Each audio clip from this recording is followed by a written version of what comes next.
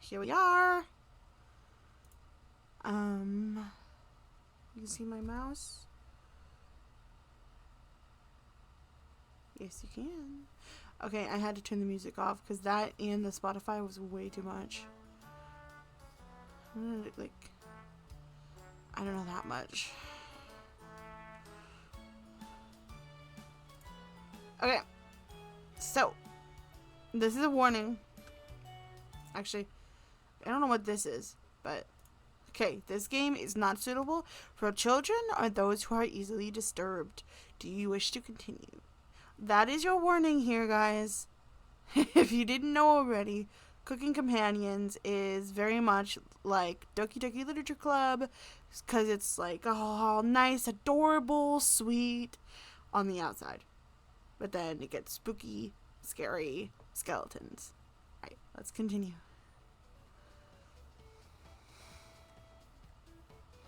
Let me know if the music is too low. That walk was brutal, but this cabin is amazing. I guess I should try to give them voices, huh? Gregor, this walk was brutal, but this cabin is... I already can't read. I should have done tongue twisters. That walk was brutal, but this cabin is amazing. I just triggered a yawn. Full kitchen, running water, it literally has everything. Really? A place I can read a good book in peace. I said, really? I can't wait to... That's you! I'm sorry, everyone. It must be the dust. Get those allergies under control, Maria. Don't worry, guys. I'm sure that little elbow grease can make this cabin shine. So are you volunteering to clean, Gregor? No. Not many supplies here. Guess we'll have to go out to get what we need. There's a fireplace for making stew, so let's gather up some firewood, okay? Leave that to me, little guy. I'll tidy up the cabin. Need to save Maria from dying due to the dust. Hey, allergies are nothing to joke about, Karen. She's not dead yet, Pipsqueak. Calm down. Oh, dear. Thanks, Dolly. I think I'll go foraging outside. With over 450 monsters, 900 fungi, and 70 slime molds, there's bound to be treasure up here. Roughing it is fun. Anatoly knows so much about edible foods. We're in good hands. I think the slime molds will be the most delicious. Most certainly not. What about the fungi? Do you even know which ones are poisonous? I could figure that out. You can be the canary in the coal mine, Anatoly. I'm not ending up a corpse here. Eek! Keep both eyes open, little guy. Plenty of wolves and brown bears around. There won't be a problem. I round up on 10 different techniques to incapacitate them. Read up. Number 1 is Anatoly. Oh yeah, sorry, Maria. Got carried away again. I'll help Anatoly look for food. I'm definitely better at warding off wild animals.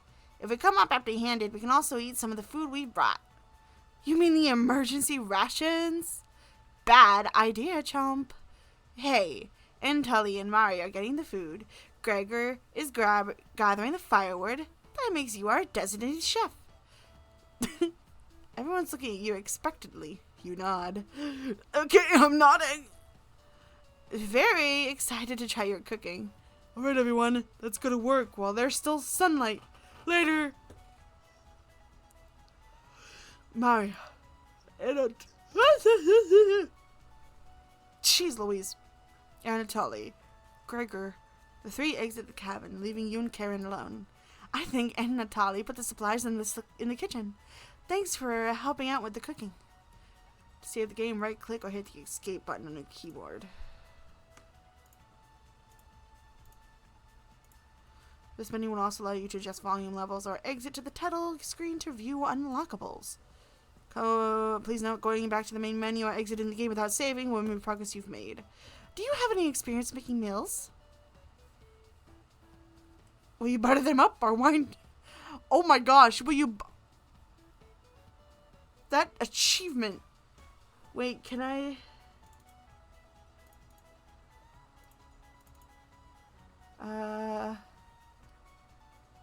Capture third-party overlays. Oh. Okay, I think that should... Show the achievement. Okay, I think that should let you guys see the achievements. Why don't we butter her up? Of course. Is that so? Looking at you, I think you'd be good at serving up food poisoning, right? What? Looks like Karen will remember that. Oh no. Telltale flashbacks. Oh no. I don't want flashbacks. Hold on. Gotta move some things around.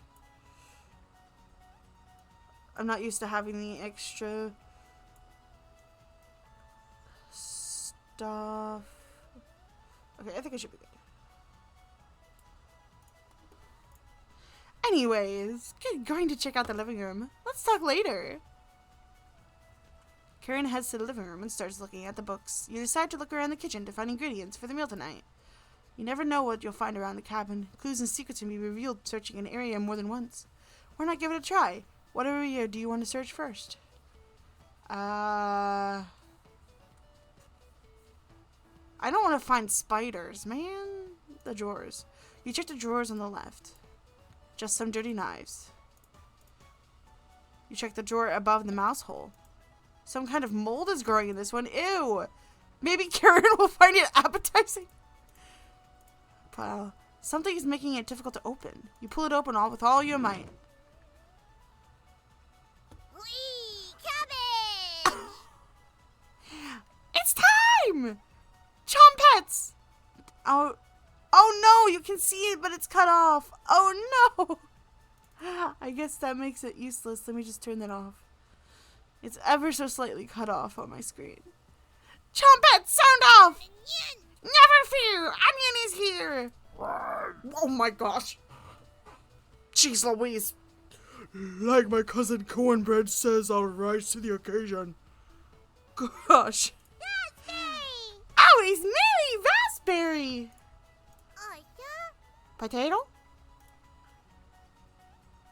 Cabbage stuffed me into this drawer. I'm pretty sure this counts as kidnapping. I have! Where are the chompets? Why talk with those boring humans? Yes, All they have to give you is drama. Come chat with us instead. We'll share valuable recipes you can cook. We'll show you, what's up? What did I do for their voice? We'll share with you our secret chompets recipes. Collect them all to become a 5-star chef. You can unlock recipes in the main menu under Extra, but be sure to save the game. To celebrate, here's your first recipe card. Cabbage! Roasted eggplant with sesame and pomegranate, meat-free. First recipe. Oh, yeah. If you ever want to talk, just come to the drawer. Chompets! Hoo-hoo! Let's move out! Oh my gosh. Chompet. Chompet. Cabbage rigid slams the door closed. You wonder if what you saw was real. You're slightly worried about what this means for your mental state. But only slightly. Only slightly worried. Let me turn up that music a little bit. And turn down the sound effects a little bit. Hey, did you find the supplies? You shook your head. Anatoly lied. He actually put them in the bedroom. Idiot. Here you go. The emergency supplies. Karen leaves you alone. You start a fire with some of the wood and get work on cooking dinner. Tonight's entry, vegetable stew. In a large saucepan over medium heat, you heat some water with potatoes, carrots, and celery in it. 15 minutes later, you drain the pan and set the vegetables aside. Placing some butter in the saucepan, you melt it over medium heat. Throwing some chopped onions in, you cook it for about 10 minutes. The onions are tender and translucent. Perfect! You next mix in some flour, salt, pepper, and heavy cream into a saucepan, adding the vegetables to the mixture. Hello. Hello, hello. Hours pass. Oh, heck yeah. Oh, I'm back to normal. Right. We're back. More firewood than you'll ever need. We found some wild sorrel. Maybe tomorrow we'll have a bigger bounty. In Tully's burying the lead, we saw a red deer. Oh, wow. Also, so wholesome. Mario spotted it. Yeah, that's great. Anyways, killed 17 spiders today while you were out looking for deer. Gah! That should come. That should come as no surprise. There are over 160 species of spiders here. 160?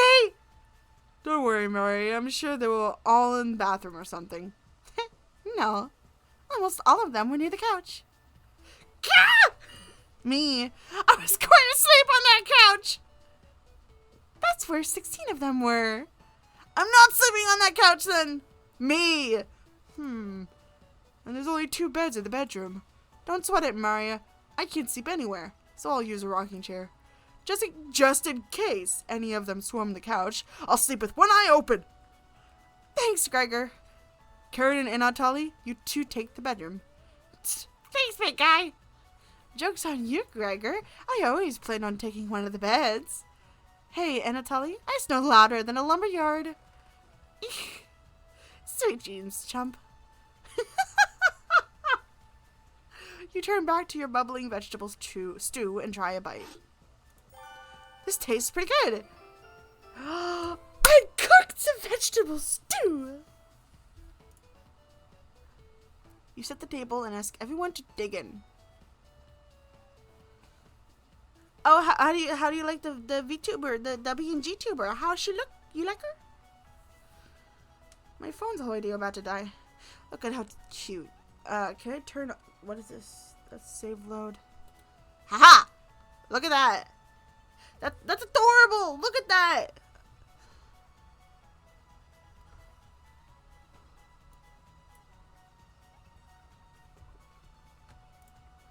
Oh wow. Oh wow, this smells delicious. Thank you. You must be a world-class chef. Karen takes a bite. It's bland as heck.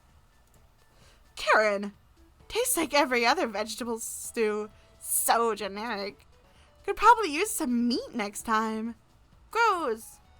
For a side dish, we could bake some bread and utilize the Fragera vesca, commonly known as strawberries, from some jam. Nobody cares, Pipsqueak. Gosh dang, Karen. Nothing makes you happier than cooking a great meal for friends. This could very well be the best day you've ever had. You go to bed stuffed. Are we sure it was the best day we've ever had? Because we kind of had a bit of a trip. We saw talking vegetables.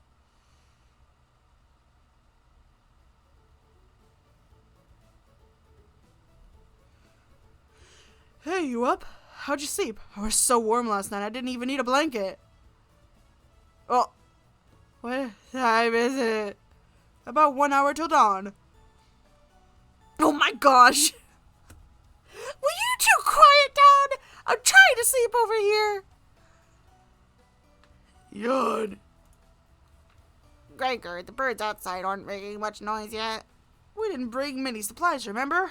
Better to get a head start on gathering food. It's too early for this. Gregor, did you see any spiders last night? There was a small one in the bathroom. Eek! Actually, I did see a centipede by the sink. Maria turns a little pale. Me! This is why I don't think I'll ever go camping. Unless it's like glamping. I think that's what it's called. Glamour camping, where you're like in a super nice cabin that's like modern. Because otherwise, no. Karen's messing with you, Maria. Let's find more than wild sorrel today. Gah! If you're lucky, little guy, maybe I'll teach you how to catch some wild brown trout. What's with you and meat, big guy? Why did I give him that voice? I'm gonna wreck my own. Anatoly's herbalism book stated there are many more species of plants to eat out there. Let's leave the fish alone. You know I'm not into meat. That's a shame. I'd wake up early to go fishing. Cheer up, Karen. We'll get to observe the trout, at the very least. Maybe we'll see more red deer today. That sounds like a waste of time, Gregor. Maybe we'll find some blackthorn berries. I love blackthorn berries. Why do I keep changing his voice? I'm trying to make my voice sound like geeky, but I can't. It doesn't work. I love black. I'll just make a monotone. I love blackthorn berries. We'll be back later. Can you watch our stuff today? You nod. Thank you. Thanks. Don't steal anything, okay? You nod. Why would I steal anything? We're all here together. Maria and Anatoly, Gregor, and Karen leave the cabin with a skip to their steps. You're alone, but thankfully you have a drawer of trumpets to keep you company. You only get one choice and the day will end. What do you want to check out today? Oh. Basement? Should we just say screw it and go to the basement right away? Like rip the band-aid off? 'Cause I'm thinking yes. I'm going to the basement. Let's go. Strip the band-aid off. Door goes into the basement. There's no reason to go into the basement right now. You wait for the others to... I done wasted my chance. Oh well. We're back. Knock it off, Mario. It's pretty rare to be scared of one. It's not. I knew the big guy would be so scared of it. Shut up. You don't understand. I don't think anyone understands, Gregor. It was just a marmot, Gregor, not a monster. I don't know these names. Mario laughs so hard that your ears ring.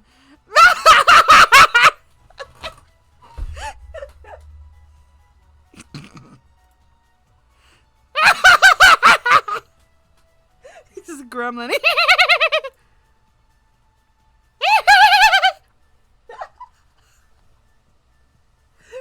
It's not that funny, girl. Tears are rolling down Mary's cheeks. She's laughing so hard that she's about to hyperventilate. Stop her from hyperventilating? Absolutely not. Okay. What?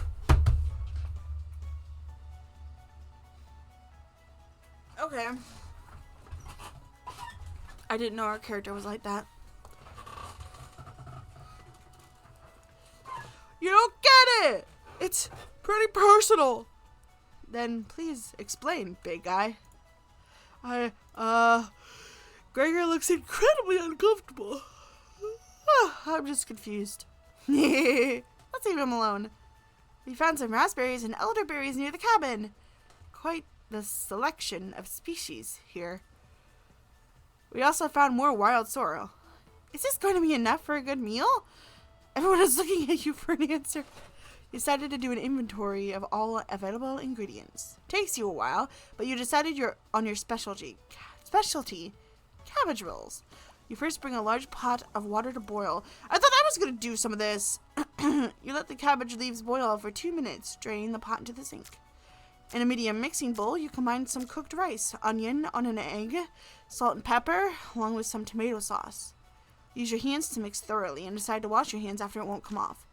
Dividing the rice mixture evenly between the cabbage leaves, you then roll them up and tie a string around them so they stay in one piece. You place the cabbage rolls in a large skillet over medium heat, pouring the rest of the tomato mixture over the top. Covering it, you bring it to a boil. You reduce the heat to a low and let the cabbage rolls simmer for about 40 minutes, being sure to baste it with the liquid. You cooked cabbage rolls! Maria looks optimistic. Karen looks skeptical.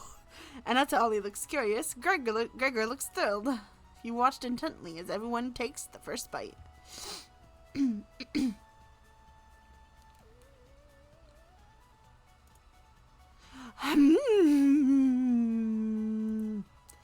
That's pretty darn good. Wow, I could eat the whole batch myself. I think the vegetable stew tasted better, but I'm loving how tender the cabbage is. The sauce is pretty red. Did you use fresh tomatoes for it? It really adds to it. Spoon some of the liquid on top of it. You'll thank me later. incredible. It's definitely growing on me. This really was something special. Thanks again for cooking. Everyone leaves the dishes behind for you to do.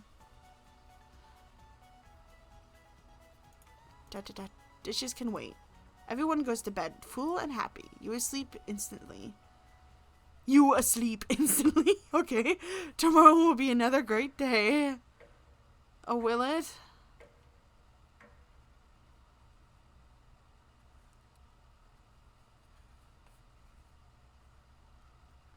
I don't know. Will it be a great day? Good morning, everyone. Oh my gosh. I've been hit with a yawn. Again, Gregor. Can't you let us sleep in? Not today. Why? Storm clouds are coming, and we need to find some food before it begins to downpour. Gregor, you're overreacting. We have enough food to last us a while. Enough food? I thought we used most of the supplies for last night's dinner. He's right. The meal you made was delicious, but it used a lot of what we had. Sorry. Gregor's also correct. Participation is unusually high in this area. Oh,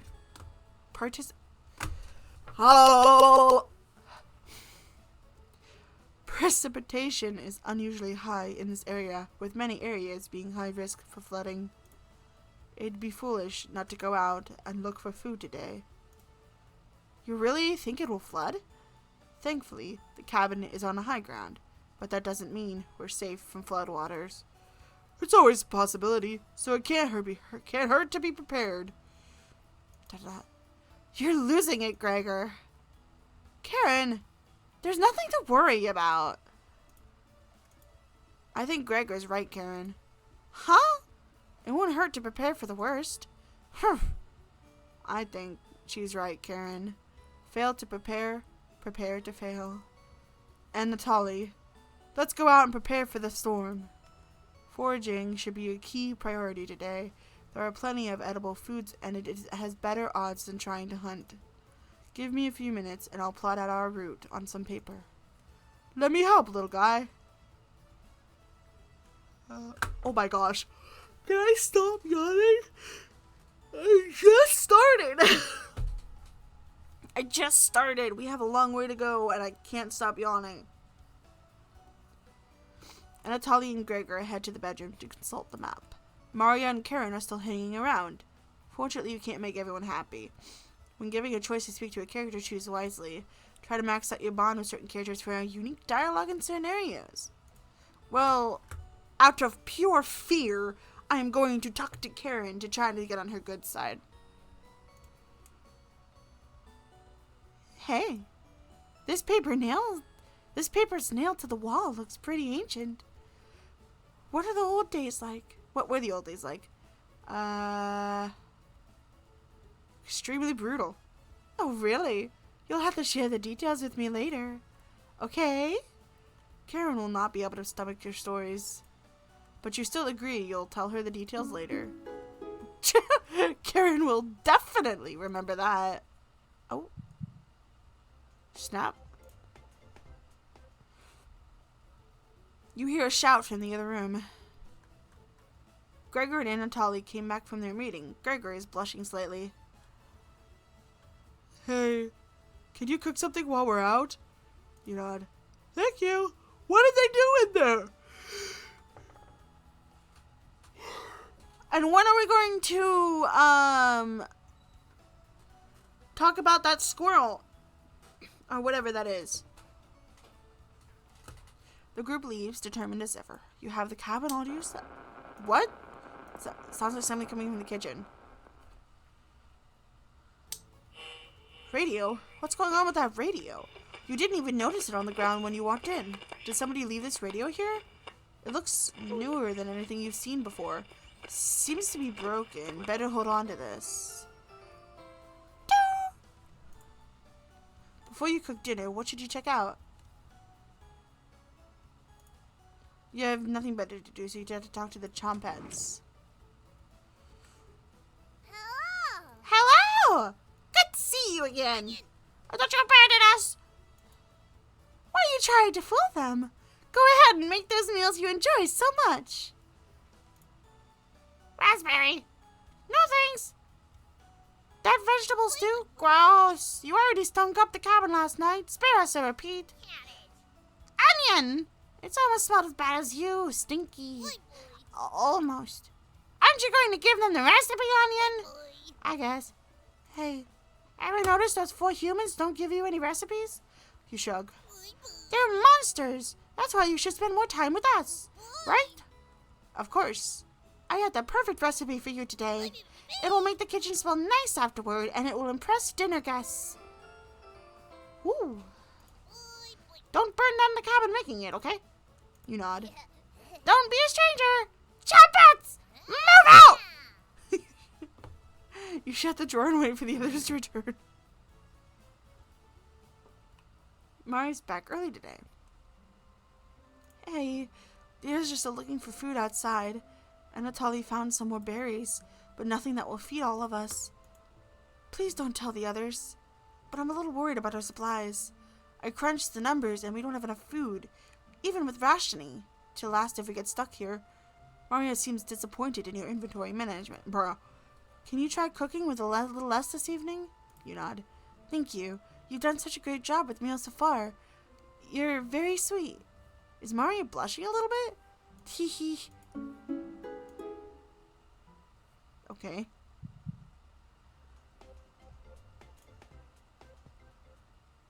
Maybe you could teach me to cook sometime. You nod. Looking forward to it. You can hold cooking classes here someday. Rudely interrupting a tender moment, the others burst into the kitchen.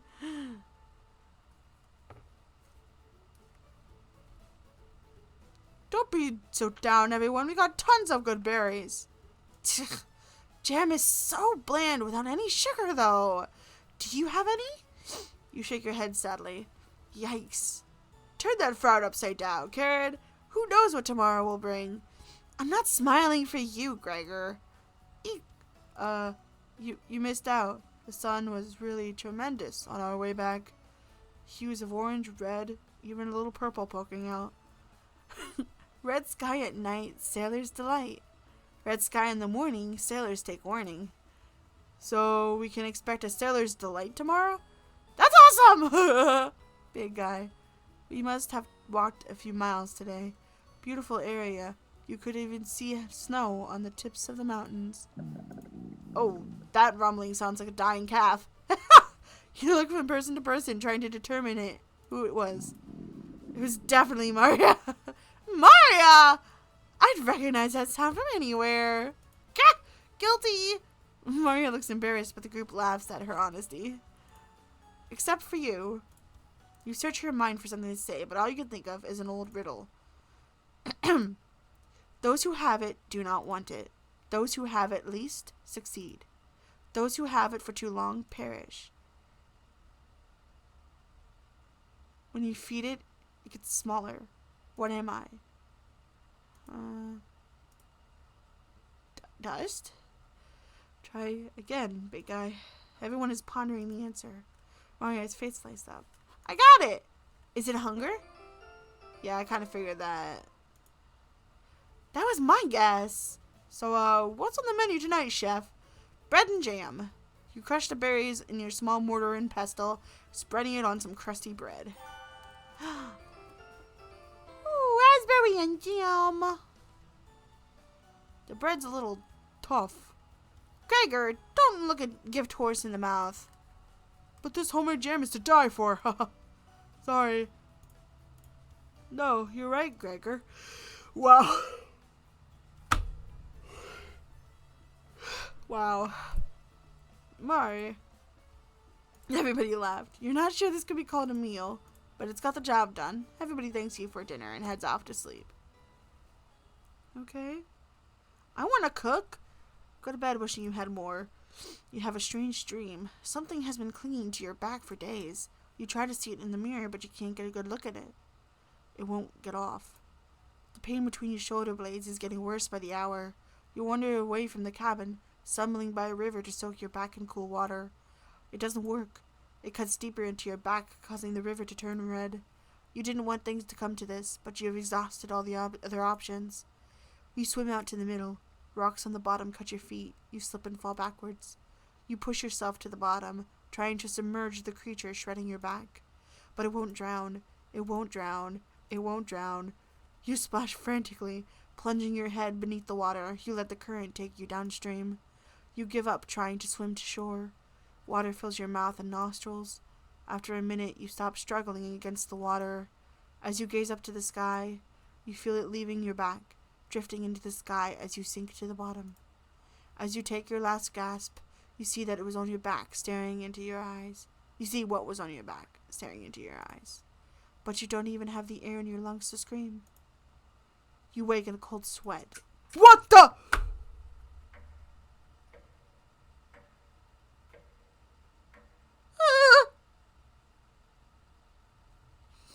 Okay. Just a dream, right? Wow, that was sure nice and wholesome. Amazing. Wake up! Sorry, you were making strange noises in your sleep. What's going on, Gregory? Did lightning wake you up? Oh my gosh. How? It woke me up. Tried to fall back asleep, but it's so loud. Ugh. Let's just go back to sleep and talk about this in the morning. Everybody nods in agreement and gets back to bed. Well, that was eventful. Except for you. You can't fall back asleep. You still have goosebumps from the nightmare.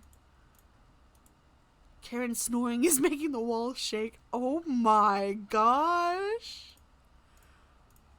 You don't sleep a wink, opening your eyes when you hear Anthony slamming the door. He sounds petrified. I looked out the door and we're completely surrounded by floodwaters. Oh no! Looks like the sailor's take warning was more appropriate for today. Maybe it'll clear out tomorrow.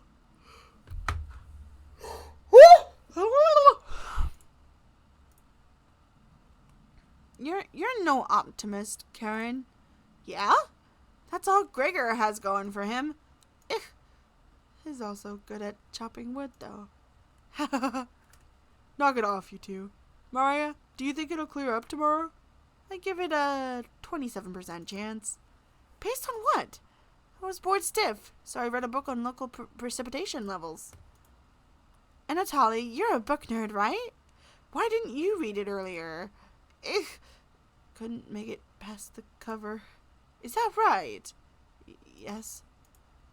That bookshelf has some great books on artisan crafting and natural sciences. Why let them sit there gathering dust? How did you arrive at 27% chance of it clearing up tomorrow? It's easy. Take the time of year, multiply it by a factor of... Maria begins to explain the meteorology to you. She isn't dumbing any of this down. It's similar to where... So the first thing you need to understand, minutes of explanation feels like hours. You look over at Anatoly. He's listening intently to Maria. So intently he hasn't blinked yet. You can see his eyes drying up. A tear rolls down one of his cheeks. This is brutal to watch. Maria finally wraps up her lecture, ending with a bow. Nobody claps. Tough crowd. Maria, that was awe-inspiring. You lost me a few minutes, but that's okay. I didn't understand a word of it. Anatoly turns to you. There's no telling how long this will last. We can't leave the cabin until these floodwaters stop. I know our food situation is a little tight, but I know you'll make the right decisions. I believe in you. Me too. What? You don't believe in me? It looks like we'll have enough leftover berries for more bread and raspberry jam.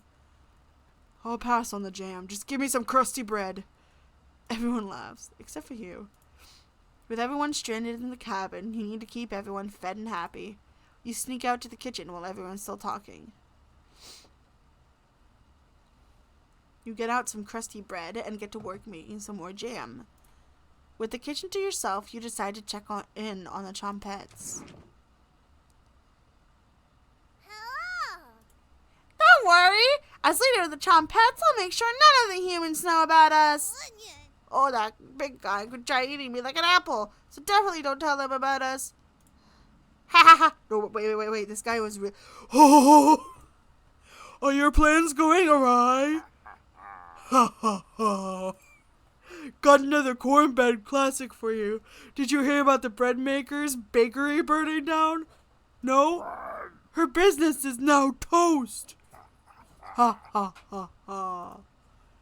That one's a little stale. Do you know how raspberry and milk were produced? Tell her no. Raspberry milkshake! You let out an audible groan. Ha ha ha. Did cornbread teach you that one? Nope, wasted an entire day on it. Ha ha ha! It was well worth the time and effort, Raspberry. Maybe you'll win the annual Chompette comedy competition this year. Of course. No, not when I'm here. What? I won't choke on stage this year. Isn't that every year, Bread? Ha ha ha! We'll still talk about that closing joke, Bread. You're going to do great this year. I'm already having issues. I need to drink water.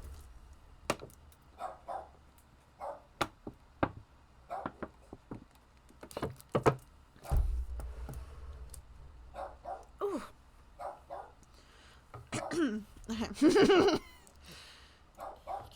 Anyways, I don't even think of eating us if you're hungry.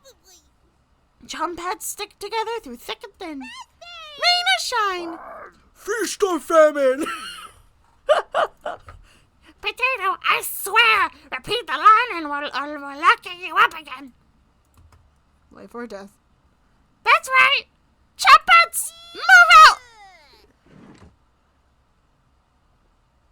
The Chompettes somehow manage to close the drawer themselves. You bring the crusty bread and jam into the living room.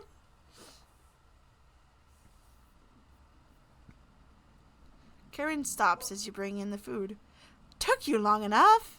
Karen looks at the 2 slices of bread left and the mason jar of raspberry jam. There's mold on the last 2 slices of bread.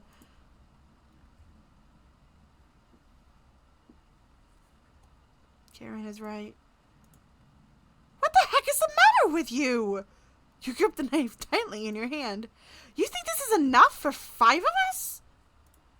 Wait, we can't throw this bread away. It's all we have left. Gregor's right. Anatoly, well, we'll, oh my god. Will mold spores give us food poisoning? I'm no scientist. Sorry. Let's pick off as much mold as we can. We can't leave with the floodwaters, so this will have to last us another day. Everyone grimly nods, ripping the bread apart like a pack of wolves. Gregor eats the biggest chunk of mold. Ugh! Disgusting! Thanks again. Bread and jam isn't much of a meal, but it's more than we had in Ukraine. Aw. Plenty of rainwater outside, so at least we won't die of dehydration.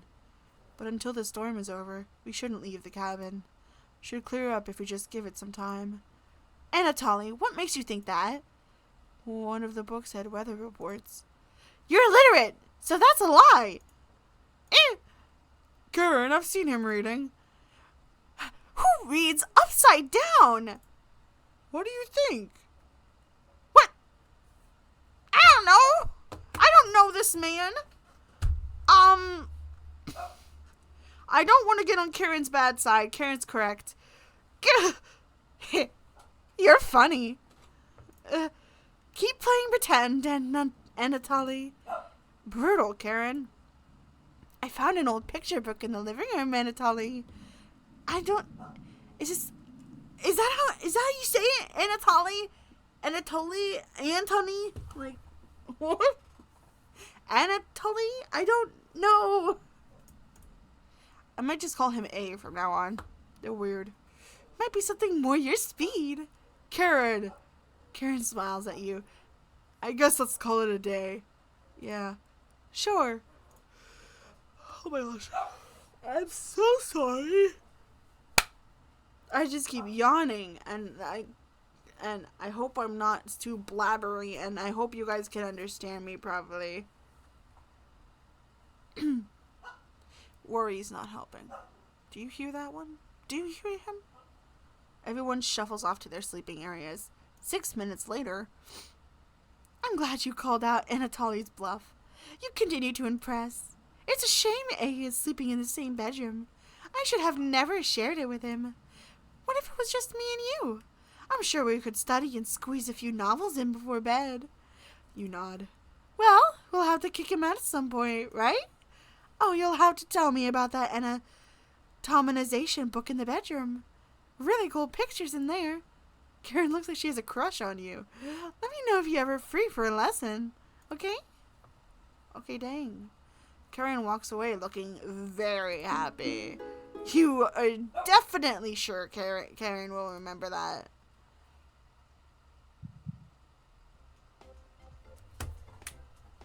Oh, heck yeah. Happy music.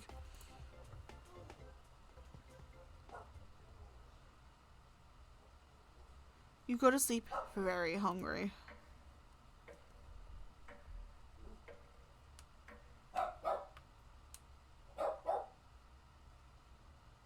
You don't dream the entire night, but you sleep through everyone waking up.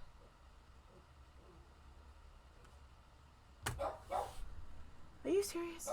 Let me deal with this dog. Hold on.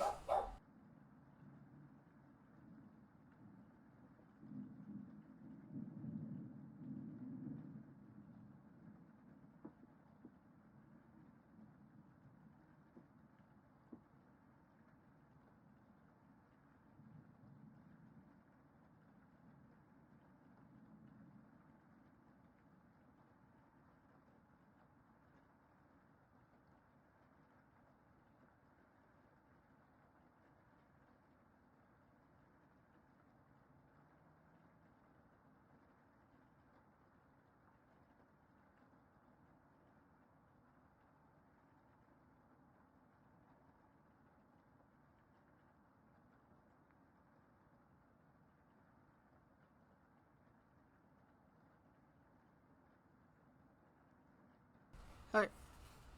Hopefully he'll eat and then not start barking immediately.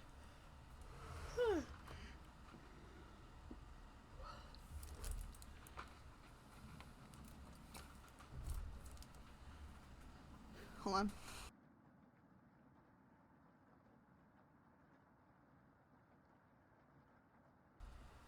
Okay. My headphones. And that's how fast a deer could run if startled. Whoa! Incredible! Why not try that again? Impressive! Oh, I'm getting excuse. Oh, the yawn. I wish we had a deer here. With the food getting lower, it's just skipped today's meal. Tch. No! It's only for one day. Various cultures and religions have practiced fasting throughout history. That doesn't make us feel any better, eh? What options do we have? Our food wasn't rationed properly. Oops. And A leaves, mumbling to himself. So passive-aggressive of him. Everyone moves to a separate area. Karen in the bedroom, Gregor in the living room, Maria in the kitchen, and then A in the bathroom. Who do you want to speak to? My boy Gregor.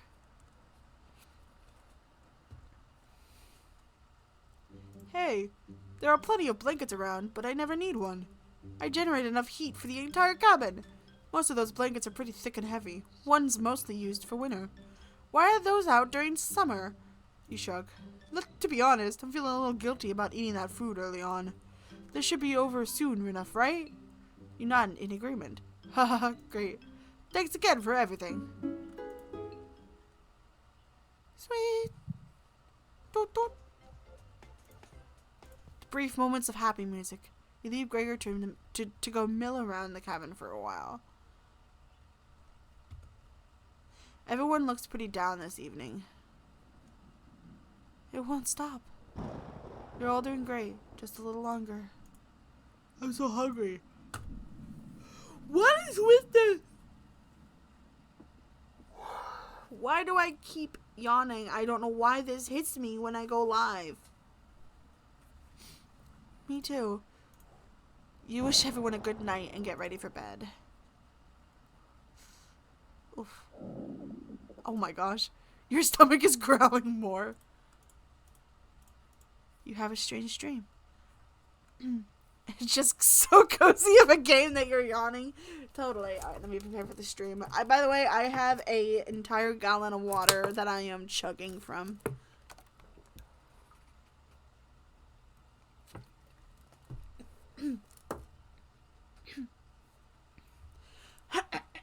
Okay. So we get ASMR. A boy is yelling at you in the kitchen. You keep telling him to lie down on the tray, but he keeps screaming at you, calling you names. So you show him how it's done. You lie down on the tray and make your body as flat as a board. A smile crawls across his face. His anger turns into courage, and he pushes you into the oven. As the stench of burning hair fills your lungs, you see him sneering back at you. You wake in a cold sweat. Oh!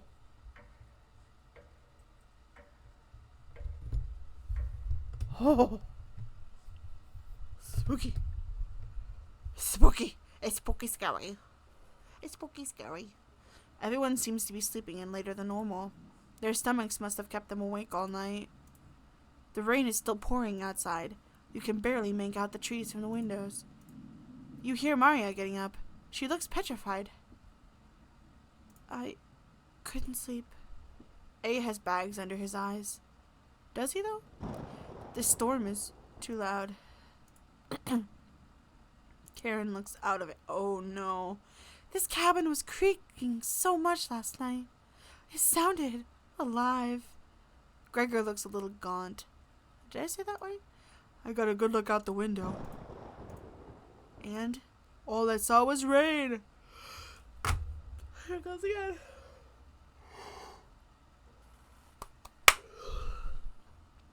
Great observation, Gregor. I was so hungry all night. Kept pacing around the bedroom. Karen turns to you. When is this going to end? I checked outside the door again. Floodwaters keep rising. Unfortunately, I'm going to need to stay put unless one of us wants to drown in rainwater. Once the weather improves, we'll be able to scavenge for supplies. How close is the nearest town? I don't know. Didn't you have a map on you? I think I dropped it while we were running after Gregor. I'm sure it'll show up eventually. Oh my gosh, should I just not do Gregor's voice, like going deep like that in my vocal cords in my mouth triggers a yawn. Like what the heck? Ha ha ha ha. Maria and A go white as a sheet. How are we going to find our way back now? Well, I have to ride out the storm. Maria looks at you. We're down to our last slice of bread. I don't know how much longer we can put off eating. The group stares at you. It will clear up in no time. Maybe you're right. The group looks worried. They all gravitate to different areas. Gregor's fake optimism is worrying, and Maria's having trouble. Which one do you want to speak with today? Huh. Why don't you choose? I'm suffering right now.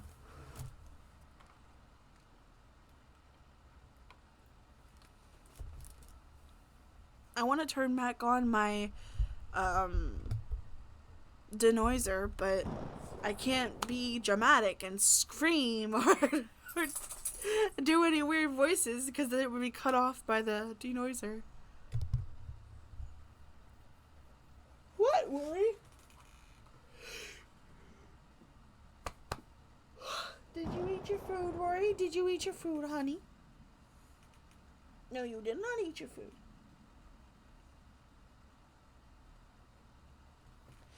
Anyone still there? Who should I talk to, Gregor or Maria?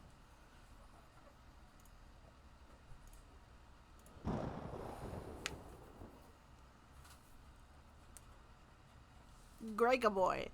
Gregory! You just want me to yawn again, don't you? Oh, hey. I know you already searched the kitchen, but I had to double check. A fool's errand.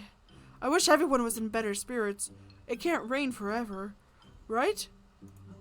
Rainfall in this area can last days to weeks. You tell Gregor to stay strong. You know what? Thank you. The group is really thankful for your kindness. Gregor blushes a little bit. Aw, I always wanted to be the one that kept everyone in good spirits, but it's obvious you do that much better. Gregor is looking at you fondly. Aw. Do you want freedom? You gotta behave, Rory. You gotta behave. If you want freedom, stop barking at her. Come on. Go on.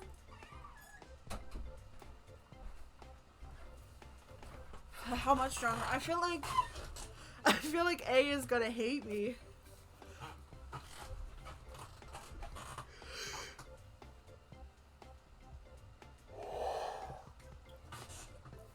I feel like Antolly is going to not like me at all and try to kill me.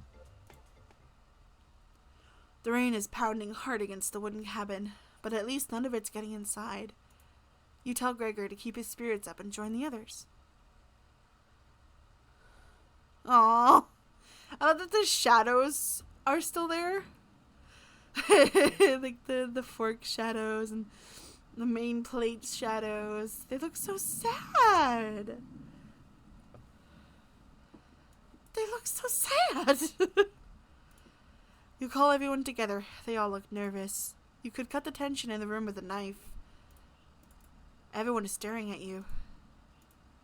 They're expecting that last piece of bread for dinner. You bring it out. Everyone cannot take their eyes off it. You instruct everyone to take a pinch, and slowly all 5 of you tear it apart like a wishbone. Everyone studies their piece of bread carefully, wondering how long it will last. Karen is the first to eat hers, chewing each bite a few hundred times before swallowing. A chews it cautiously, slowly swallowing as he looks at the others. Maria nibbles on it silently, eyes wide, moving from person to person. Excuse me. And Gregor just pops in his mouth like a cherry. He inhaled it. That's concerning. Gregor. The group thanks you awkwardly. It's not much, but you're run out of options. You wish everyone good night and get ready for bed. You go to bed starving.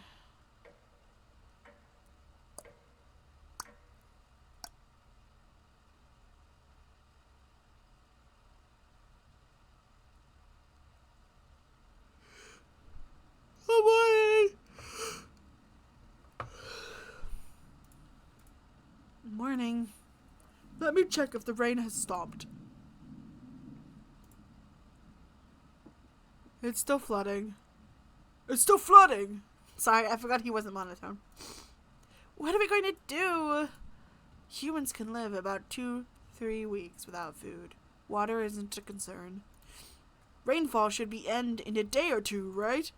Actually, precipitation can occur more than 15 days a year. But do you really think it'll rain that long? It's been days already. What makes you think it'll stop soon? Eek! Relax, everyone. Let's just see how long we could ride this out. Fingers crossed it's done by tomorrow. Panic is slowly creeping in. Everyone's looking scared, but you need to survive. Karen and Gregor begin to discuss next options. Do you want to speak with Maria in the kitchen? Or A in the living room? Let's talk to this boy. What? Think instead about everything you've done wrong and how you doomed everyone.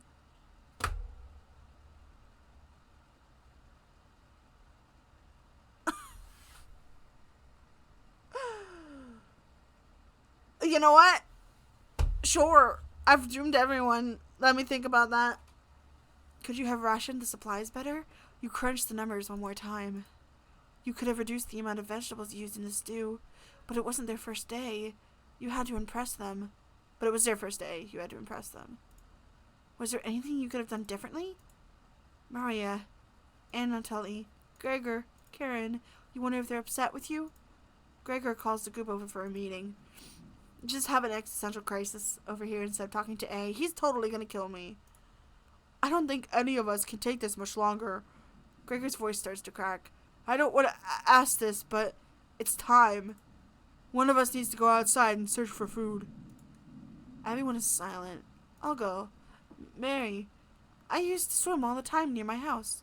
I probably have the best chance of swimming the floodwaters. No! Let me go instead. You won't get very far if anything happened to your glasses, eh?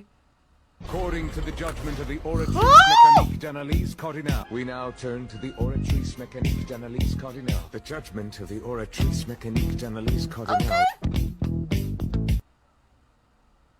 According to the judgment of the Oratrice Mécanique d'Analyse Cardinale, we now turn to the Oratrice Mécanique d'Analyse Cardinale. The judgment of the Oratrice Thank you so Mécanique much! d'Analyse Cardinale.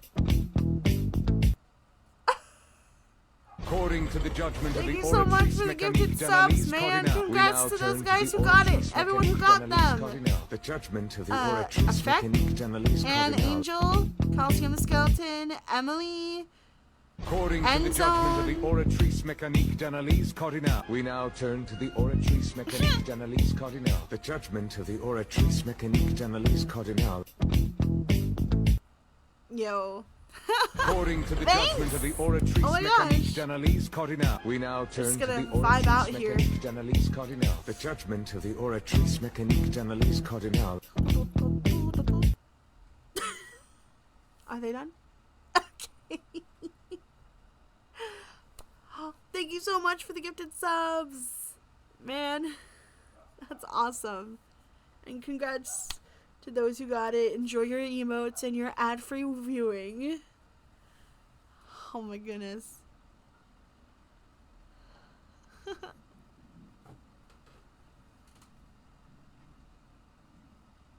Alright.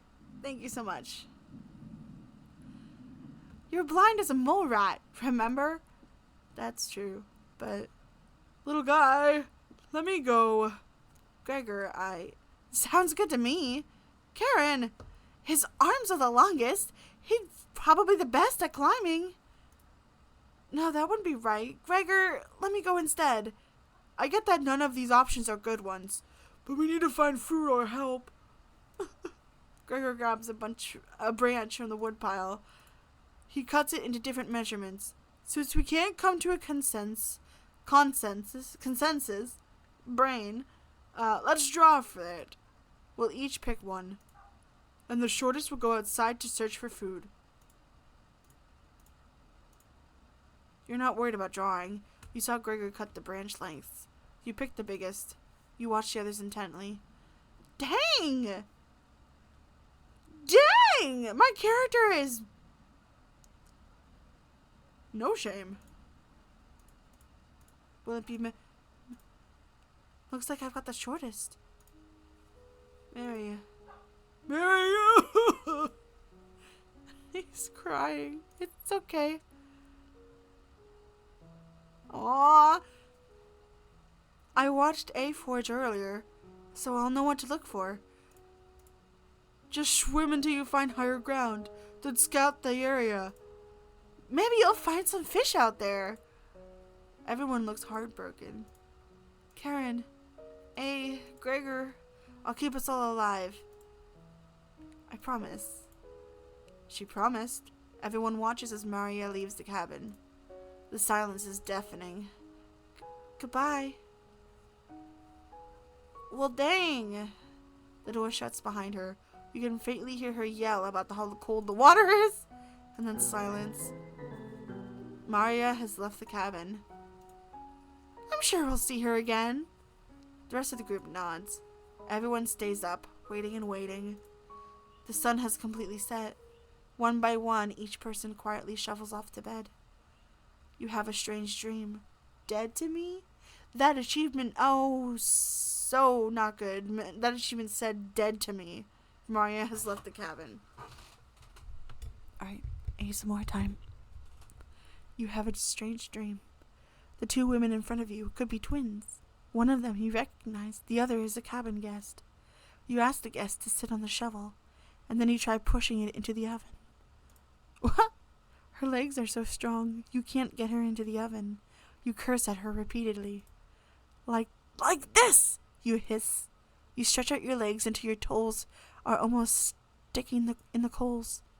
You feel 4 hands on your shoulders, and both of them push you in. Man, my character is an idiot in their dreams. The familiar smell of smoke and burning hair causes you to throw up on the embers. You can't let it end like this. You rip the metal door off the oven, tearing through the wood logs of the cabin. Screaming, you chase the two through the woods. One of them looks behind her, eyes widening when she sees you. She's terrified. You've never been this angry in your entire life. You're gaining on them. They can't run forever. As you trample through the field of wheat, the guest throws a piece of cloth behind her. You catch the glint of it in the sun, golden. As if by magic, the earth splits in front of you, creating a chasm of fire below. You fall downward, screaming as your eyes begin to sizzle from the heat. It fills your lungs. You're unable to scream anymore. You wake in a cold sweat. Oh, what was that? Oh.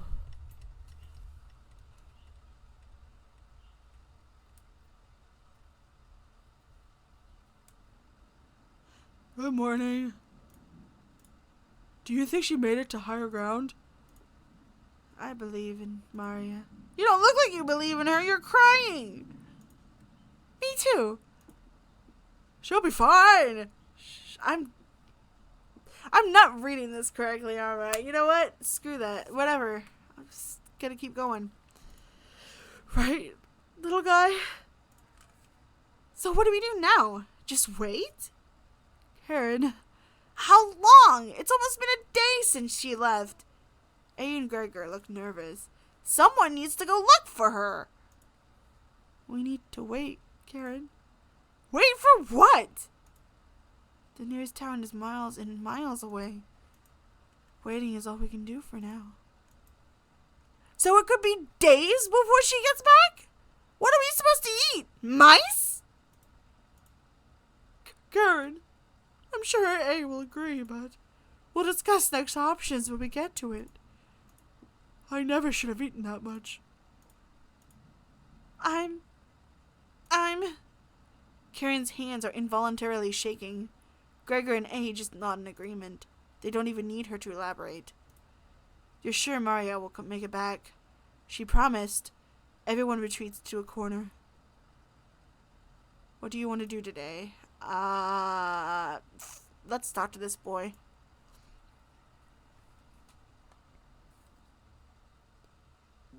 Hey, the kitchen definitely doesn't feel the same without Maria. Her laugh, her smile. I never got to tell her how I felt about her. She'll be back, right? You nod. Yeah, I wish we had rationed better. You decide to distract A with an old story. There was once a villager who had to stock up supplies for the winter. He filled his house with a cow, a sack of grains from the field, and 92 buckets of water, mostly for the cow. He ran out of room quickly. One day, the villager grew sick. He knew he needed the life-giving milk from the cow to survive the winter, but when he attempted to milk the cow, his grip was too weak to grasp her udders. In desperation, he began to boil the grains. The cow cried out for food, but the villager could only afford to feed himself. Each night, the cries of the cow kept him awake, until one day, he finally ran out of food.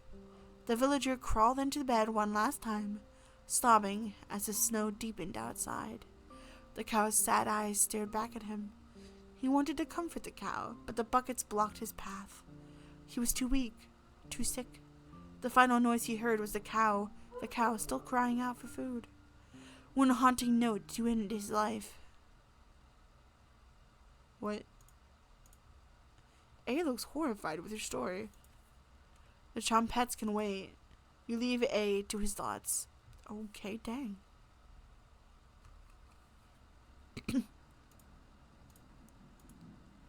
I can't stop thinking about that vegetable stew.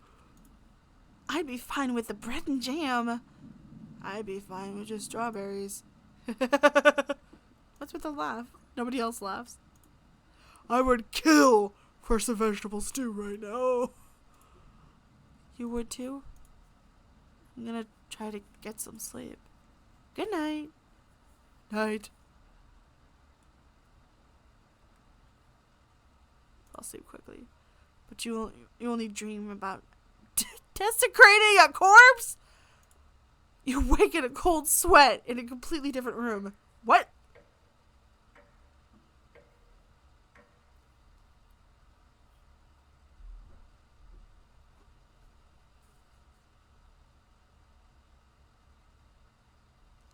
Good morning. Karen's looking worse. Will you cook for the group today? Ah!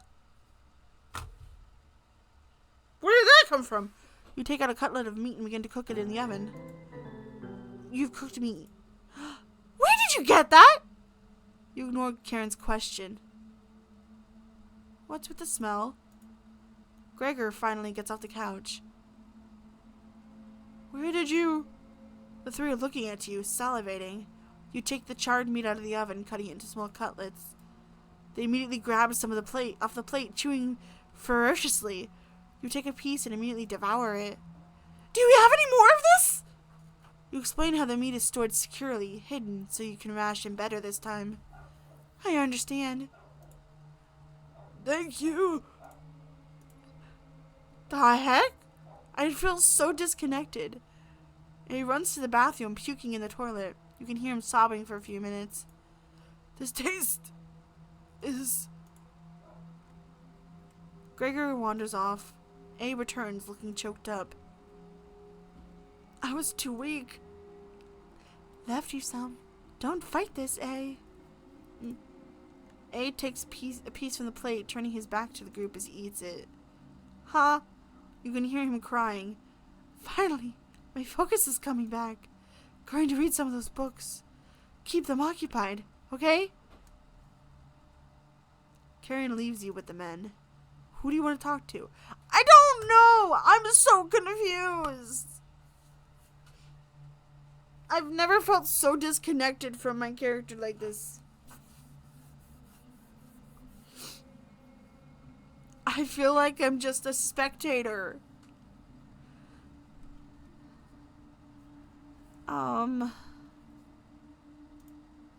You knock on the door first. A? You slowly open it. Thanks for checking in on me. You ask if he still feels sick. Not anymore. Please don't tell me where the meat came from. The less known, the better. You nod. Thank you. Okay. I'm so yeah, happy music as I'm confused.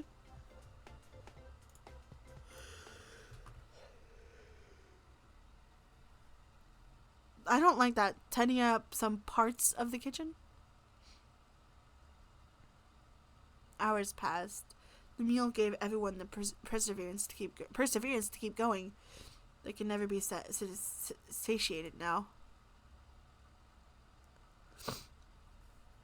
Oh, excuse me. We've waited long enough. What's for dinner? You calmly explain that you want to ration the meat better this time. No dinner. Fine. I understand. I can wait. No arguments? Perfect. Everyone decides to call it an early night. You fall asleep instantly.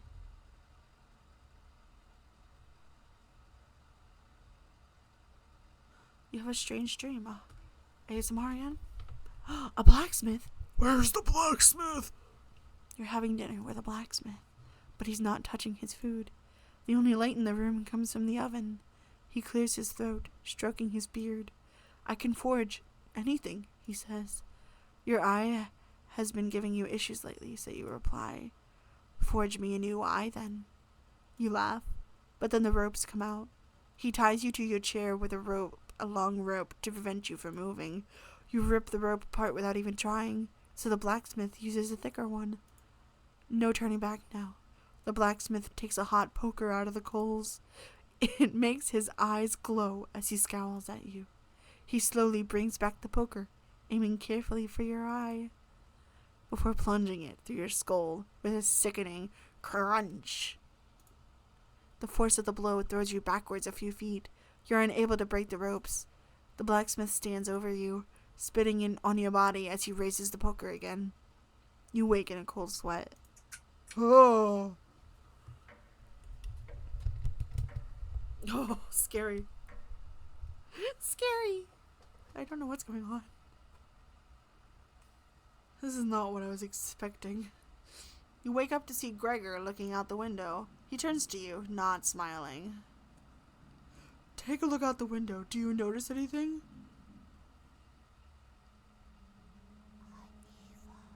Ah! I did not like that. Why? Why? The floodwaters have receded a little bit, but everyone is still bound to the cabin. The trail used to be completely visible. It's gone now. It looks like it's not raining, though. You looked out the window. Good morning, big guy. Where's Maria?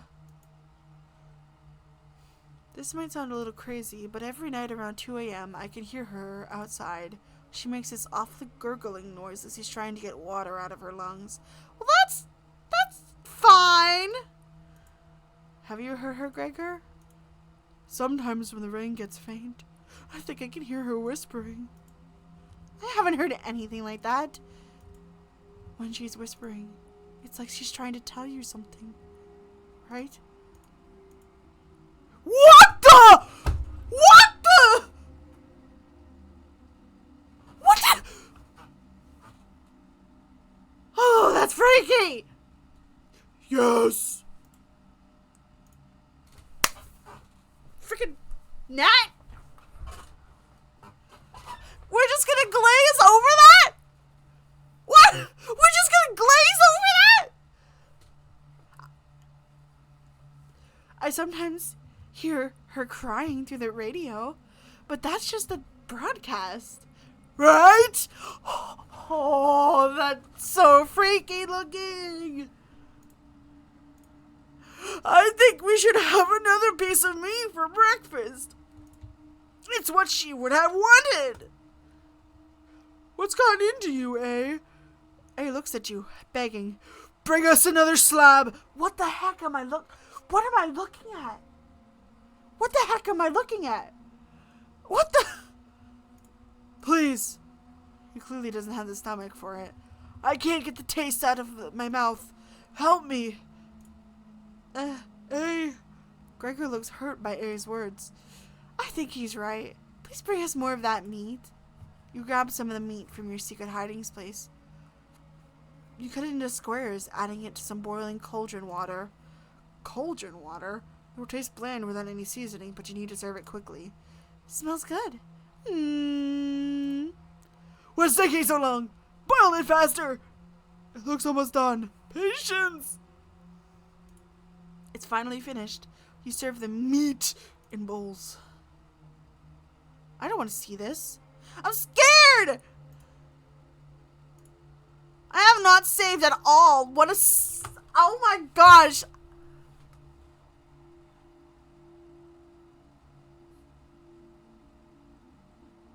I haven't saved at all.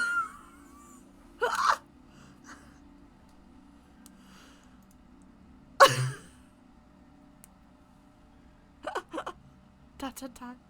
Gregor drinks broth before swallowing the chunks whole. Ew! A creates ripples in the broth with his finger. He isn't easy. I'm sorry about earlier, everyone.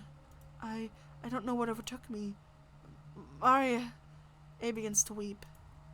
You look over at Karen. You didn't notice her eating. There's just an empty bowl now. Dang! Karen is staring right at you. How much more meat is left? You explain how most of it has gone bad. This is the last of it. How could you be so careless again? You remember Karen's knife. You need to think fast. What the heck are we supposed to do now? Wait around again? This storm isn't ending. You clear your throat. A? Yes? I think tomorrow she should look for Maria.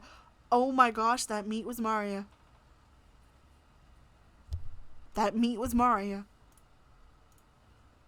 I think you should go tomorrow, little guy. Nobody else can identify edible plants. Please, A, you can swim back after looking. Gregor is right, and A, maybe you'll find Maria out there. Hold on.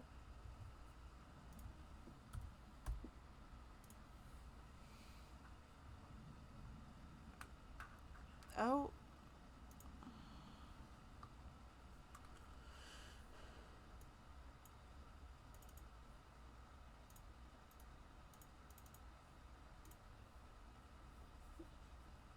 Hold on. I was thinking maybe I could sound a little different.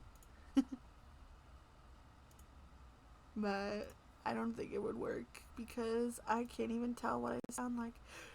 Sure can do, Karen. Alright, let me turn it off. Boop, boop. Ah! Boop, ba-ding.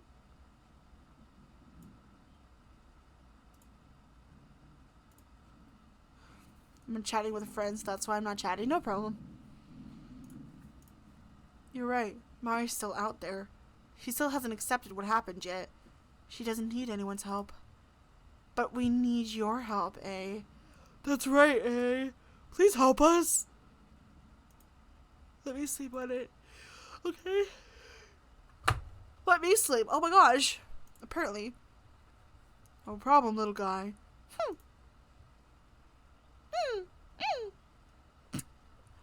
Everyone shovels off to their rooms, reading books and knitting to pass the time. You go to bed ravenous.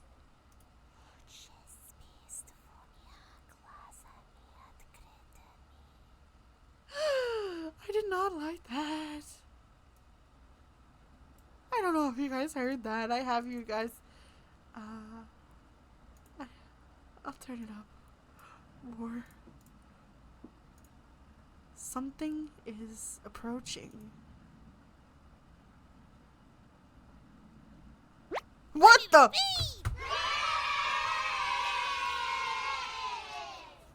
Bruh! Don't be a crybaby. It's just me, Onion. Not going to be very sweet today. I'm worried about A. He's going to cave to peer pressure. Can you stop him from leaving the cabin? You don't answer, Onion. Please? Don't you trust my advice? You shake your head. Got a fun factoid for you. Did you know that leaving out an unpeeled onion in your room absorbs bacteria? It will help prevent colds and ward off viruses. Onion. That was a lie! People actually believed it in the 1500s? How embarrassing! Who would believe that? There even was a doctor in 1919 who tricked people into thinking it was true. Anyway, you know what smells worse than a raw onion left in a room? You! It's been a while since your last bath, right? Oh gosh. You can't remember. Could smell you before I even came into the room. Onion. Yikes! So, can you stop A from leaving? I know he has cabin fever, but this is ridiculous. A can make his own decisions. Onion. Please. We don't need another one stalking the hallways. Tapping on the windows. Crying through the radio. You have the sudden urge to scream. Why do you think I've been using the mouse holes to get around? Onion. Scared to death that I'll run into her. Don't make me tattle to Garbage about you. She can be as mean as potato if you get on her bad side. Onion. Onion. Just kidding. She's great. Anyways, when the time comes, just tell A you care about him and don't want him to leave. Even if it's only for me. Okay? You can trust me. Now, if you excuse me, I need to work on some new ice skates. They're for the frying pan tomorrow. Nothing beats sliding around on butter. Onion. Later! Okay. Okay. and completely forgot the conversation with Onion. You fall asleep again, still ravenous.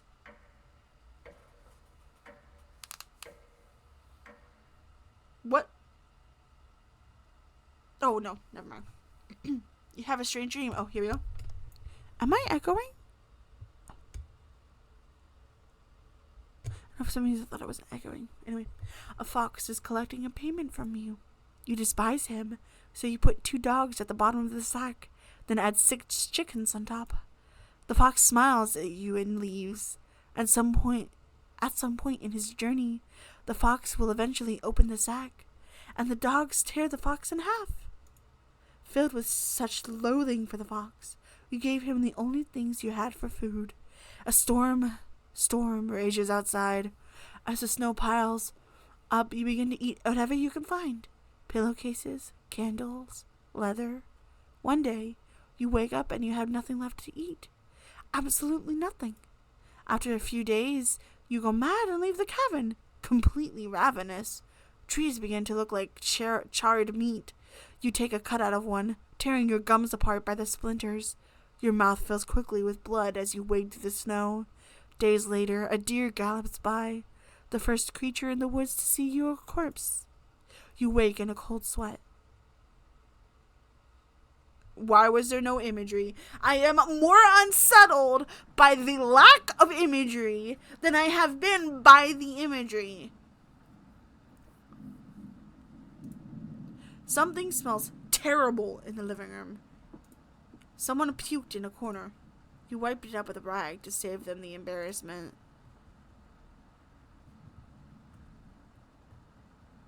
Good morning. Good morning, little guy. Well, eh? What's your decision? Bad ideas. She's got a plan for A. That was the achievement I just got. I barely slept last night. I can hear her whispers coming from the basement. She kept telling me to go outside. We don't want to rush you, but one of us puked last night. Really? Hey, my patience is wearing thin. You have 1 hour to make a decision. Why so quickly? Because I'm not waiting any longer. Oh my gosh. Her face. You can see the glint of Curran's knife under the dress. Best to watch out for that knife. The group disperses. Tension seems to be rising. You have 1 hour to kill. What do you want to do?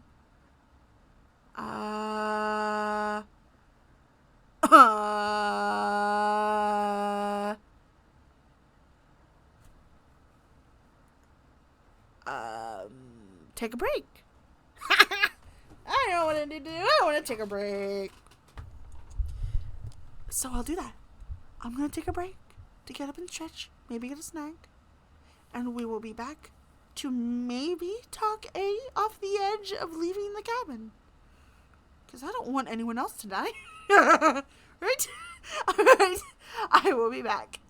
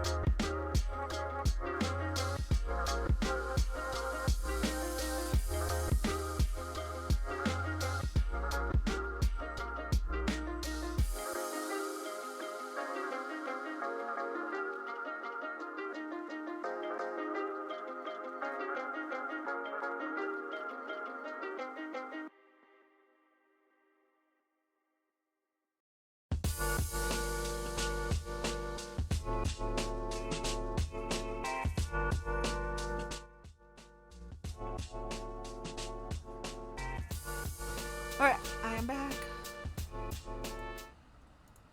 For some reason, I went out there to get a snack, and I ended up getting pancakes and sausage. A little weird, but I only had one meal today, so... And it's fitting. I'm playing Cooking Companions, and I have pancake and sausage.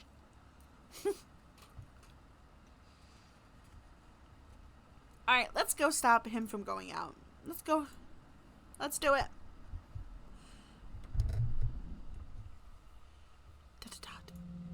A looks pale.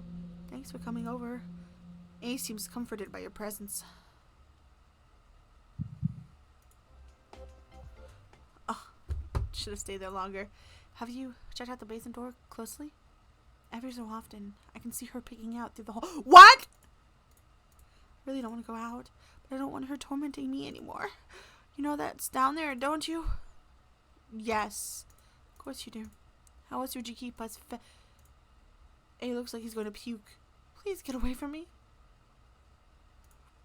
Leaves your vicinity. Looks like A will remember that. You call everyone together for a meeting. Bruh. They're crazy. These characters are crazy. He obviously knows that Maria was used as the food. Hence why he threw up. You okay, little guy? A looks pale, like he's going to pass out.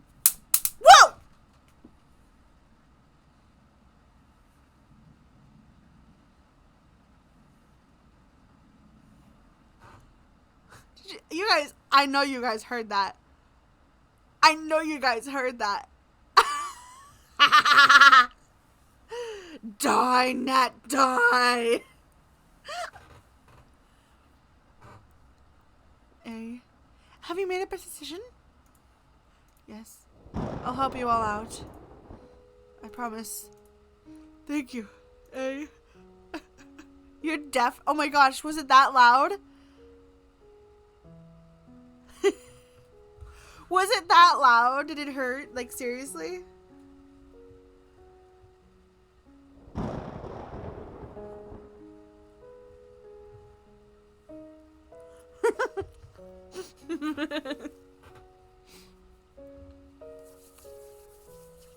Ugh, syrup. Big tears roll down Gregor's cheeks. I'll miss you, big guy. I'll miss you, little guy. Thank you, A. I know this wasn't easy, but it's for the best. Wait, don't leave. I didn't want you to leave. Karen? Yes? Gregor looks at you expectantly. Did you want to say something to A? You say nothing. Excuse you! I've had, like, no power here. I have no power here. I don't feel like I'm playing the game. I feel like I'm an observer watching 5 people go insane. Goodbye, A. Goodbye, everyone. Good luck, little guy. Was this because I said I could cook? See you soon, little guy. I guess all we can do now is wait. Good night. Karen goes to the bedroom to sleep. I didn't tell him the truth. Gregor is getting choked up. I didn't tell him. Missing him already. Gregor curls up on the couch for the night, turning his back to you. No. You shut your eyes, quickly falling asleep. Not me trying to read while I have food in my mouth.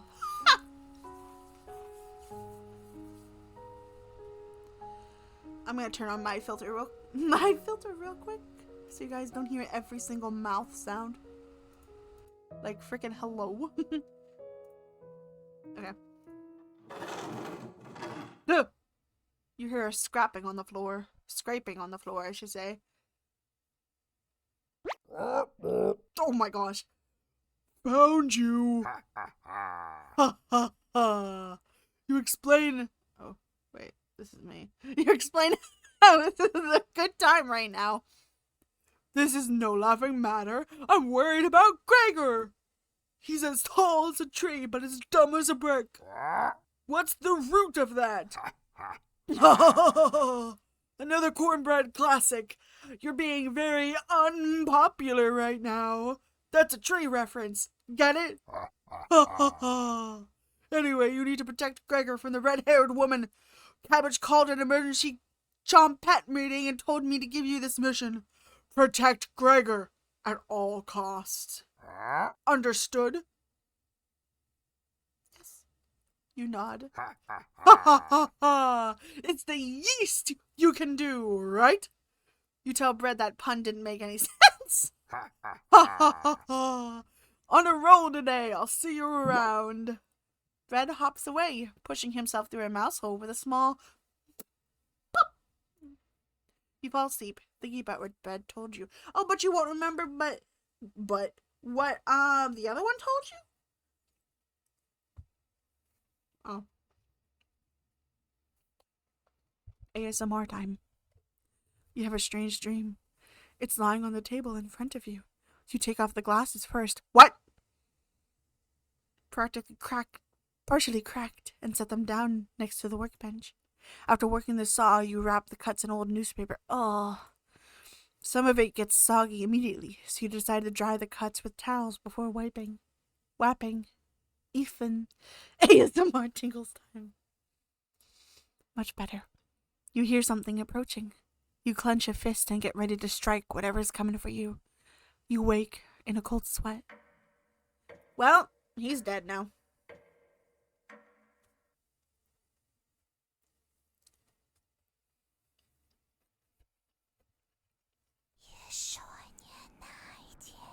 Can you shut up, please? You wake at a completely different place. Did you sleepwalk or... You found some meat. Everybody's still asleep. This would be a nice surprise after yesterday's event. You decide to surprise everyone with breakfast. You start by cutting each slice fairly thin. You brown each side in the oven, releasing a unique smell into the air. Karen runs into the kitchen. No! What is that smell? Give it to me! Now! You don't argue. Karen grabs a cutlet, burning her hands before bringing it to her mouth. She hungrily devours it, barely chewing. She grabs another cutlet off the plate and eats it. You thought she was concerned with rationing. Gregor wakes up from the couch and heads to the kitchen. Oh gosh. Already? Gregor looks conflicted, but he succumbs to the hunger. They always do. Gregor eats his food in a few bites, grabbing more with his hands. Tears start streaming down his face, but doesn't make a sound. You join them, quickly consuming the meat on the table. I can think straight again. We'll be out of here in no time. Oh my gosh, excuse me. No need to ration. Karen is sounding more determined than before. I'm gonna lay down on the couch to try to keep the food down. Gregor crawls onto the couch, turning his back to you. Aww. Karen leans close to whisper. I'm glad Marian and Natalia are gone. They were stopping us from bonding properly. How did you get so good at it? You tell Karen. After one bite, it just made me feel whole again. Even with the nightmares. It's worth it. It took a few nights, but I fought back. And now it's all I can think about. I read the book on necropsy. Is that the right one? Necropsy? Necropsy? The text is ancient, but the diagrams are beautifully drawn. Very descriptive. How many years did it take for you to perfect your art? You tell her. You're right. Yeah, right. I used to tell Mari that you weren't funny, but that's not true. Sorry about that. You've grown on me. Karen pauses, deep in thought. You know Gregor can't swim, right? He'd be the next to leave if he doesn't stand a chance outside. But he doesn't stand a chance outside. They always seem to come back, right? In one way or in another? Why wait for him to come back? Karen hands you a vial of liquid. I think you know what needs to be done. This is a strong anesthetic. I want you to slip this into Gregor's mug tonight. He won't feel any pain until he wakes up. All you have to do is stand back and let me work on him. This request is beyond extreme. Will you do this for me?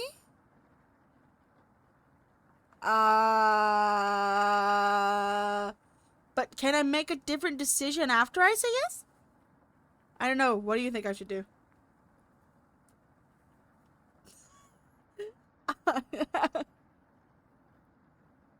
I'm laughing to cover up the pain, the confusion.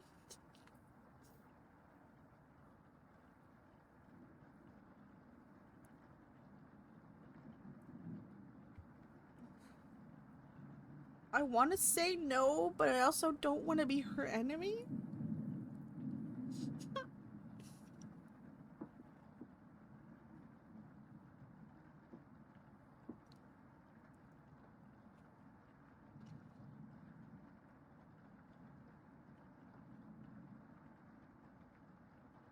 You know what?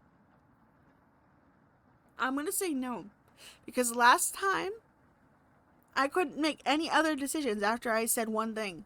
No. Fine. Save that for a rainy day. I have everything set up by the couch. You don't have to watch. The restraints should be easy to apply myself. Gregor's strength is sparse. Gregor? Hi! Hi, Karen. What are you doing? Untie me! Oh my gosh! This'll be over soon, Gregor.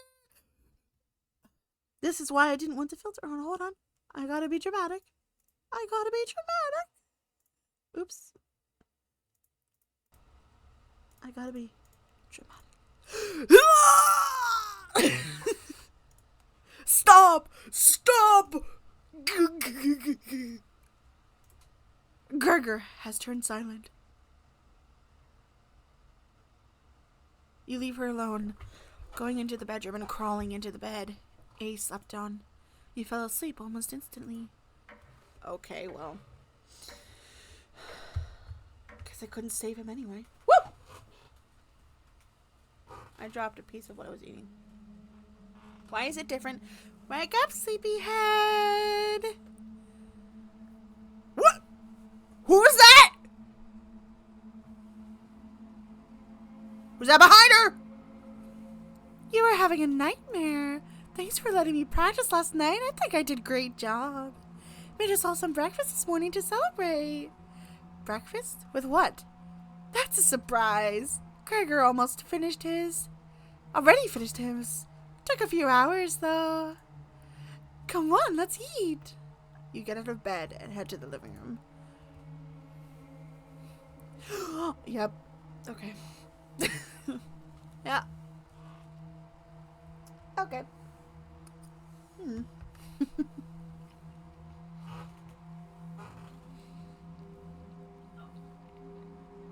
Oh my gosh, it's like that one episode in Walking Dead Telltale. Why? He's a little weak from the blood loss, but don't worry. Bandaged him up like a field medic. Why? What is it, Gregor? Where am I? Maybe if you spent as much time reading books as chopping wood, you would have noticed the pages I was bookmarking in the necropsy book. What are you talking about? Do I have to spell it out for you? You're useless. You can't swim. How could you help us if you'd immediately drown? What? I put some of your limbs away for safekeeping. That leg was pretty tasty earlier, huh? Gregor goes pale. How's that for a big breakfast? Gregor looks at you. Don't even think about crawling away. If you leave this couch, I'll end you. We'll eat your fresh, warm arm when everything else is gone. Let me start cooking some more of your leg. Ugh, I'll leave you two alone to chat. This has gone too far. Hey, all I wanted was to keep everyone alive and together. But I failed. Are you disappointed in me? Yes. No. Thank you. That means a lot to me. Growing up, my mother always made sure I never went hungry. Seconds, thirds, fourths. I was never satisfied. One day on my way home from school, I was walking past the town inn. Something smelled amazing. It was coming from a pile of trash. I dug through it and discovered a bag, a meal that was fresh out of the oven. At least that's what I thought. I became severely ill with food poisoning, dry heaving into the toilet for hours. My mother rubbed my back and eventually carried me to bed. Like everywhere else, I was just here for the food. I'll never get this foul taste out of my mouth. She's going to keep eating me. I'm sorry. Getting too lightheaded to hold a good conversation. She's going to torture me again. You know that, right? Gregor grows a little more pale. Can you cover me with a blanket? I'm so cold. This cabin, everything about it chills me to the bone. Please, consider it my dying wish. Oh my gosh, just like, no. Yes. Thank you. Much warmer now. Watch out for that knife, okay? Gregor begins to look at peace.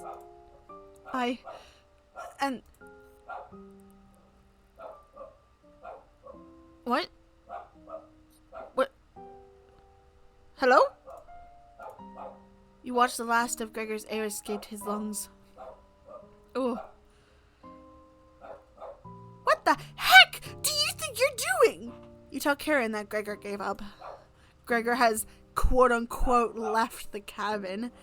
We could have kept him alive for another week! What's wrong with you? No matter. Plenty of food left now. Karen leaves you alone. You head to the kitchen to try to find the other remains. Gregor, you look at the pile of dishes and your mind starts to wander. Hello. Let's play hide and seek. There's 5 of us to find. Can you find all of us? The red-haired woman should know where the basement key is. And I bet one of us is hiding down there. She's whittling something in the rocking chair right now. So watch out for that knife. Probably best to avoid the knife. Wait. Isn't that your knife? Why did you let her have it? You shrug. As the leader of the Chompettes, it's important you find all of us. So please don't forget any of us. Yeah. Good luck! Okay. Cabbage rolls away and tries to hide. Why would Cabbage want to play hide and seek right now? You have been neglecting the Chompettes lately. Can't hurt to play along with them, right? You go talk to Karen in the living room. Oh gosh. Gosh, that's terrifying.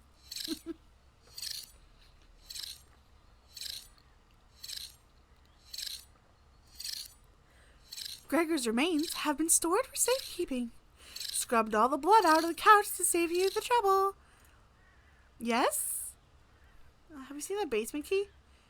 Wasn't it in the kitchen? You can't remember. I haven't seen the key. Maybe one of the Chompettes will help you find it in the kitchen. Decide to go look for it. Thankfully, there's not too many places for cabbages to hide. What do you want to check first? Behind the woodpile. There's nothing but cobwebs. Thankfully, no spiders. Actually, there's more behind the woodpile. Quite a few rat droppings. The dust is pretty thick back here. Cobwebs, rat droppings, dust. This should be really cleaned. An engraving of the cabin on the wall with an X in the center. Buried treasure.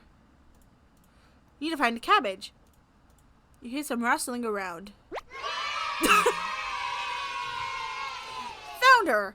She always picks the same hiding spot. Whee! Cabbage. Ah, you found me! Well done! As leader of the Chompettes, getting through these mouse holes is a chore. Can't find Yeah, many baby. Chompettes to push me through. You'll help me out, right? Ding! 4 Chompettes to go. Wait, what's next? Glad you asked. Keep it up. You'll be a member of the Chompettes in no time. You asked Cabbage about the basement key. Did you forget again? Cabbage. It's right in the nasty oven. Oh, I don't like that. Big pile of ash. Found the basement key. Yeah. There it is. That's the room where we found Potato. Check behind the cauldron for the other one. Let's go find Onion. He's hiding in the bedroom. She's making hide and seek far too easy. That was me. Never mind. Trumpets! Find Onion! Cabbage rolls down the hallway. Can't hurt to find Onion, right?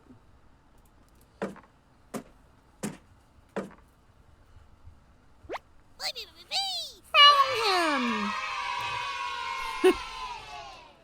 Don't be a crybaby. It's just me, Onion. Onion. Today, Onion. I'm Onion. feeling sweet as a sugar cane. Boy, boy. Honest.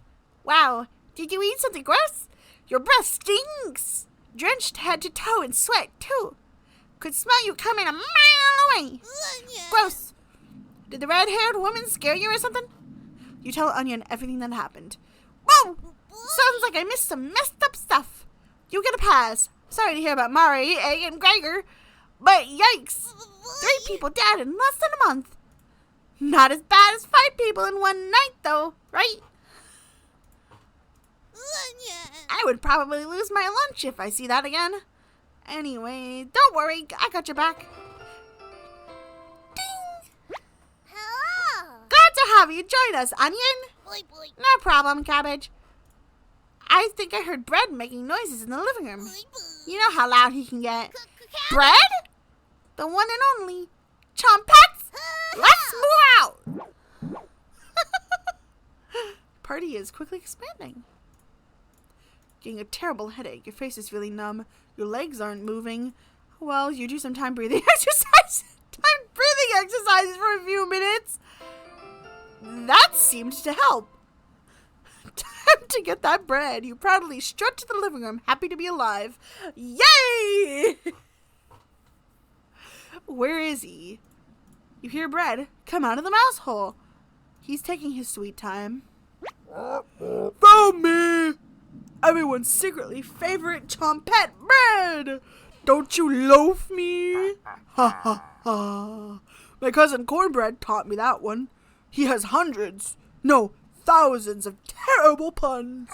He's my role model. So, what do you need? You tell Brad about gathering the Chompettes together. That's a pretty crummy idea. Remember what happened last time? With Potato? I mean, you're going against the whole grain here. Do you really think we want to go back downstairs? Huh.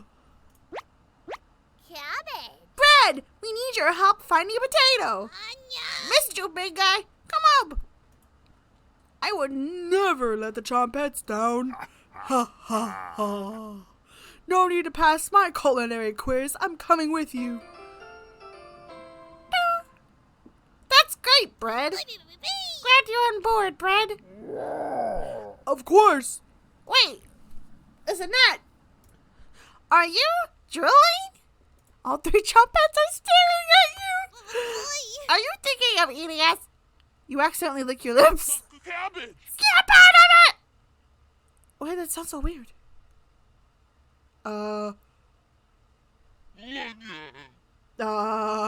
You already ate. We're no good for that.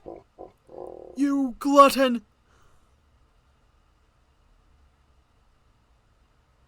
Did they pass out? Holy cow, get them up. So heavy. What the frick was that? You stumbled to your feet. Let's go find Raspberry and never speak of this again.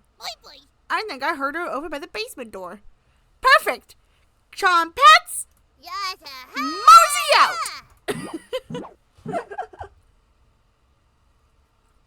I have 3 Chompettes in my party. What? Your head feels like it's going to crack open. Your hands have gone completely numb. Whew. This one is lasting longer than the others. You focus on wiggling your toes for a minute. You didn't pass out cold on the floor! Let me move my mic. Hold on. It's a little too close. And you're hearing like every single sound I make. Okay. 2 more to go. You go check out the basement door. Where is she? You feel a chill run up your spine. Goosebumps all over your body. She's here. Everything turns silent. You can almost hear her breathing. Raspberry? You can't sneak up on me. Don't ever try that again. Surprise! Found you, Raspberry! Oh, wow! It's Barry! Nice to meet you, Cabbage! I see you, Cabbage. We wouldn't leave you behind, Raspberry. Okay. I think Cabbage is Maria. Onion could be, no. Yes.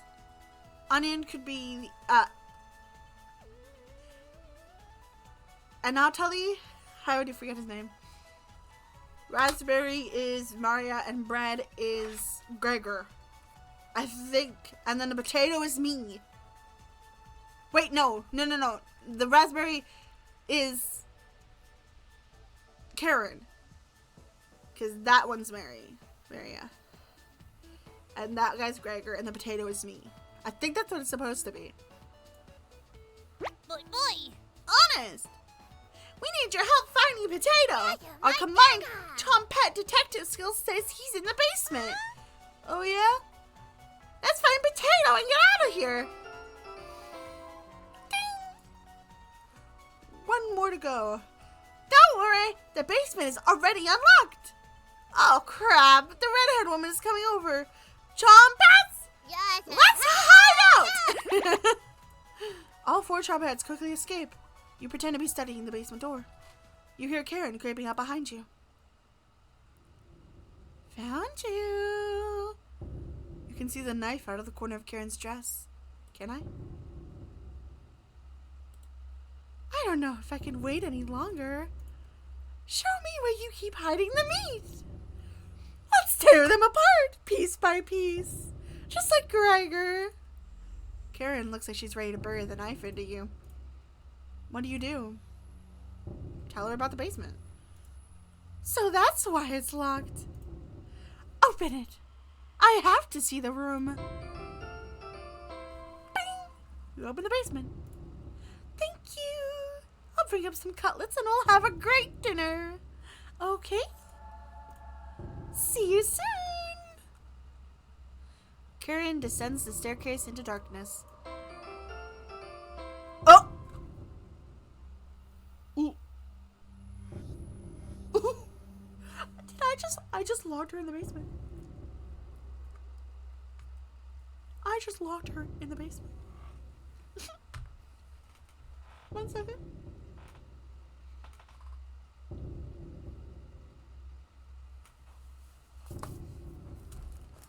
Hydration time.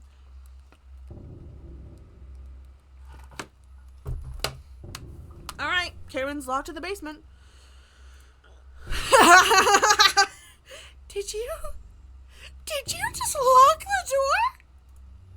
You block out her screams of rage. Given enough time, they will end. You crawl into bed and go to sleep. Okay.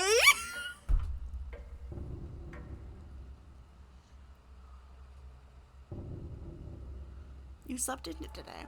The pounding has completely stopped. You really need to go to the bathroom. You decide to open your eyes.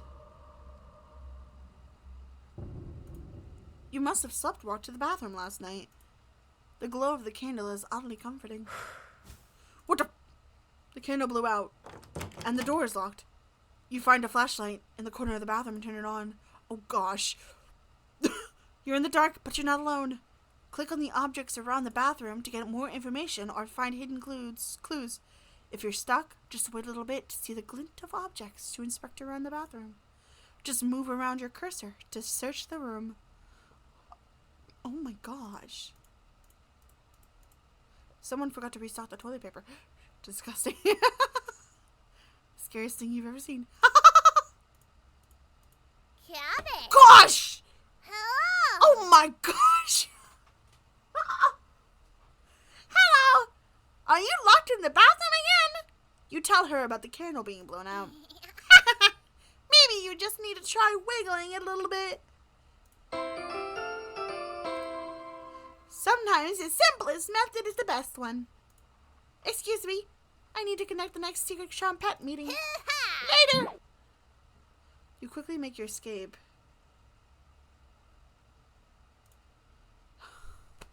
Freaking jump scared by a head of cabbage. Well, getting locked in the bathroom is enough excitement for one day. You get under the covers and quickly fall asleep. Okay, we're just flying through the days now.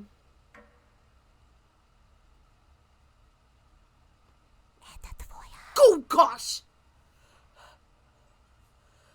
Wake up, sleepyhead. Karen? Just your imagination again. Karen still can't still be alive, right? Somebody's at the door. You grip the doorknob tightly, getting ready for that what's next.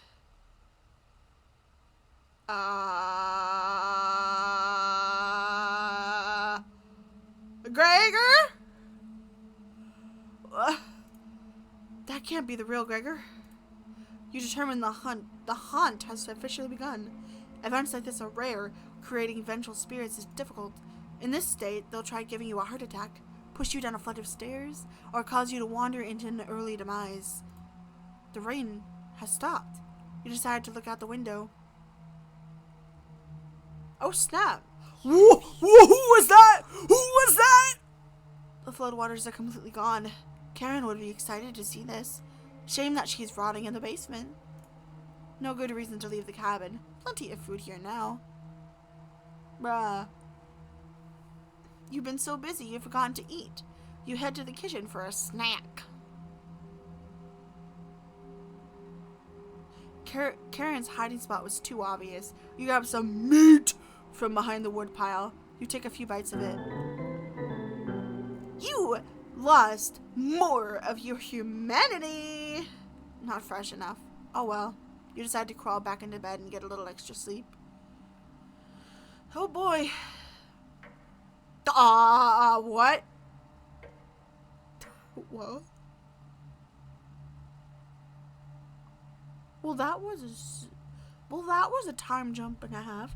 It's a strange dream, so here's some more time. The clouds have parted. The rain has gone away.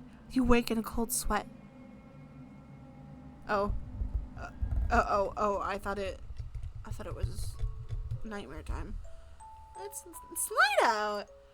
Is that another trick? Is this another trick? Or... Good morning? She's still sticking around. You head to the kitchen to get breakfast. The meat is gone. That noise was coming from the living room. Anatoly? Nobody's here. Some deep scratches are dug into the wood by the couch. Something is approaching. What's making that noise? Ugh! Sounded like it was coming from the basement door. You go over to investigate.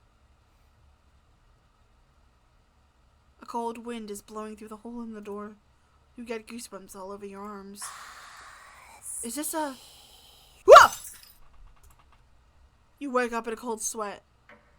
Okay. Okay. That was the dream.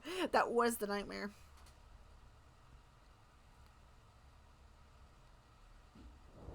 It's raining again. They're taunting you with the dreams of sunny days. You get out of bed and head to the living room. I know that's not what it said, but I'm ad-libbing there. Like, whatever. The couch still smells like Gregor's sweat. Ew. Should you have stopped her? You already did. The couch is still comfortable, even after Gregor imprinted on it. You decide to take a nap, which quickly turned into a sleep. Gosh dang.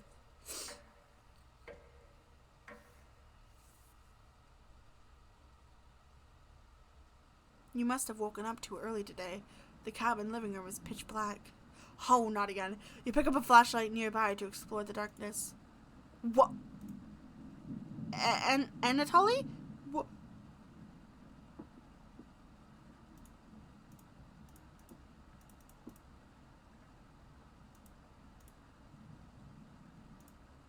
The first note you ever received.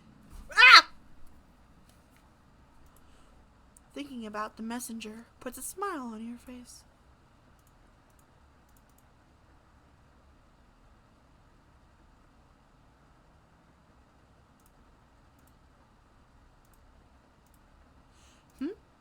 You notice a note sticking out from one of the books. I know you've been ignoring my other letters, so I am begging you. Please bring back my daughter safely, or I will not need to get the others involved. I have left payment outside the door and will pay any price. Please let her go. We don't have to involve anyone else. Huh? You take the mother's note with you. You lay back down on the couch, drifting back to sleep. The frick? You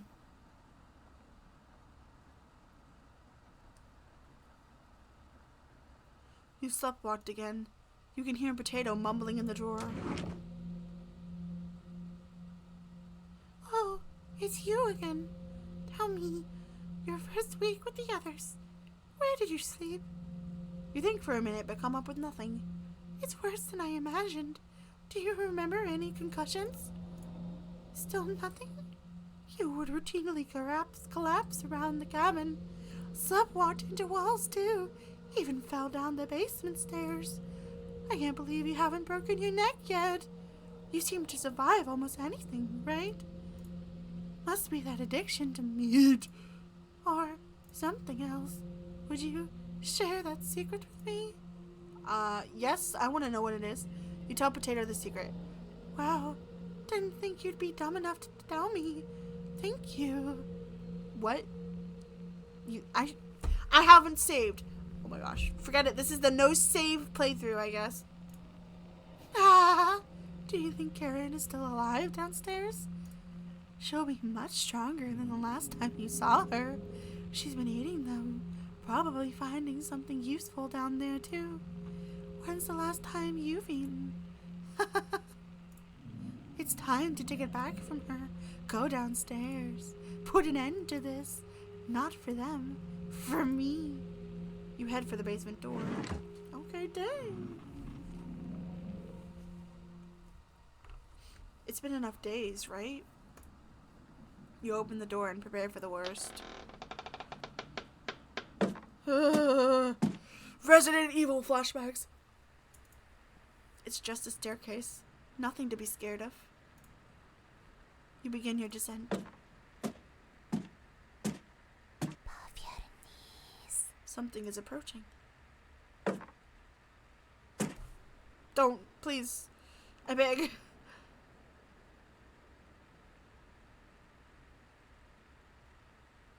Dot, dot, dot. Can you hear me? I've been down here the entire time. It's so good to see you again. There's plenty of bread down here. Why aren't you saying anything? And Anatoly's down here. Come have some bread with us. They always try things like this. You're not falling for this one. Why aren't you listening to me? There's bread down here, loaves of it. Fine. Down here. Beware of Karen. She is ill beyond repair, and she will rip the flesh from your bones. We'll speak again. You feel Maria leaving the staircase. You continue your descent. Ugh.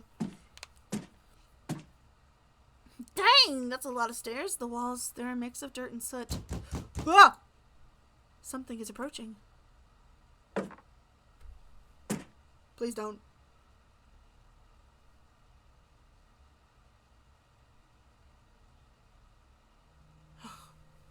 I'm glad I found you.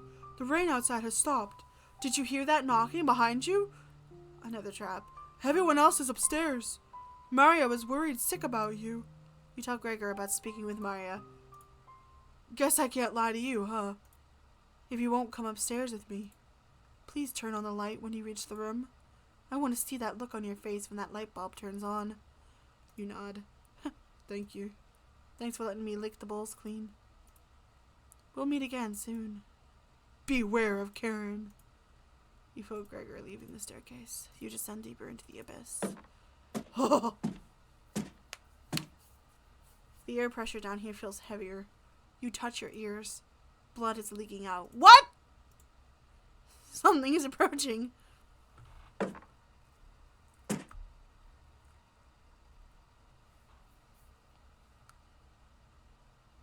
A?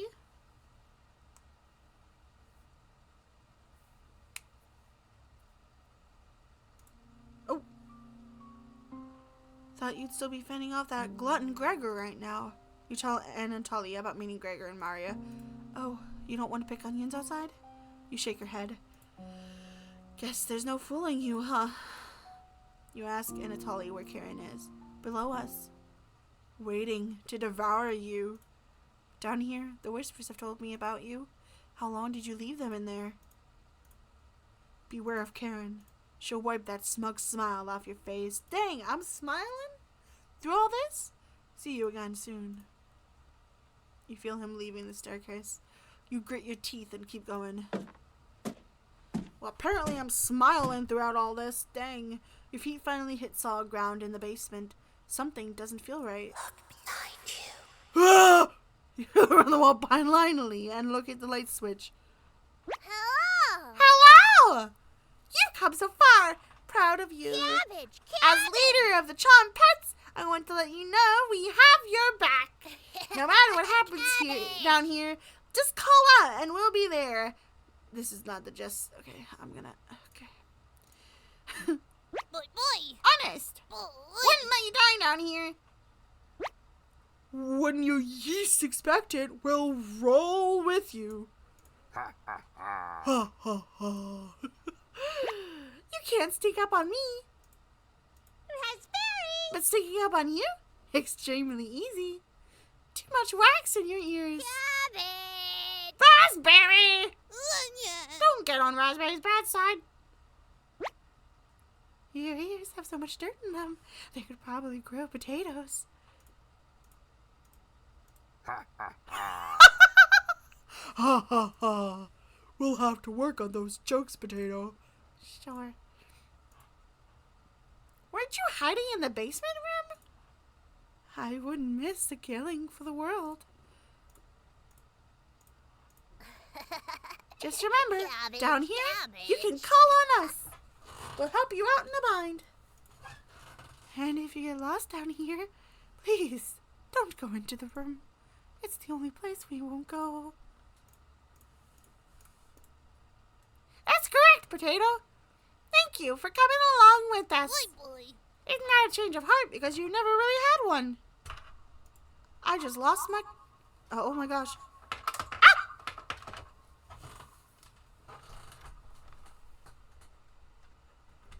I unplugged my headphones. I don't think you should come with us. The only joke here is you, Potato. That's enough. That's enough. Chompets, let's help out. The Chompets get in position behind you, ready for what's next. You feel around the wall blindly and locate the light switch. Took you long enough. The heck? Let's end this. Okay, it's an RPG. Should have kept that door locked. Karen slashes at you with her knife. You dodge Karen's knife, feeling the air hit you. Stop moving! She's looking at you dead in the eyes. Karen is studying you. Should have killed me earlier! No chance of that now! You called on me first because I'm the leader, right? The Chompets are ready to help you out down here. Watch out for that knife! Please survive. We want to play hide and seek again. Chompets, help out! Chompets, Cabbage has filled you with hope. Who am I? Karen looks confused. She caught you talking to them. You try to reason with Karen. Don't speak to me! Karen grins at you. Karen paused to look at you. Should have kept that door locked. Karen slashes at you with the knife. You dodge Karen's knife, feeling the air hit you. Stop moving! She's looking at you dead in the eyes. Karen licks her lips. Will you fit in the cauldron?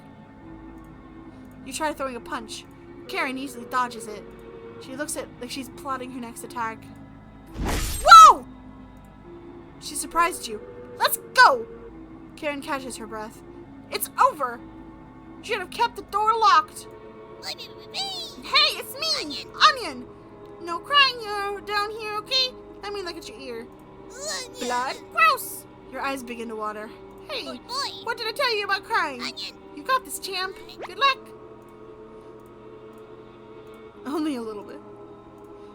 Karen sprints towards you. Ow! You feel blood running down your arm. Are you talking to yourself again?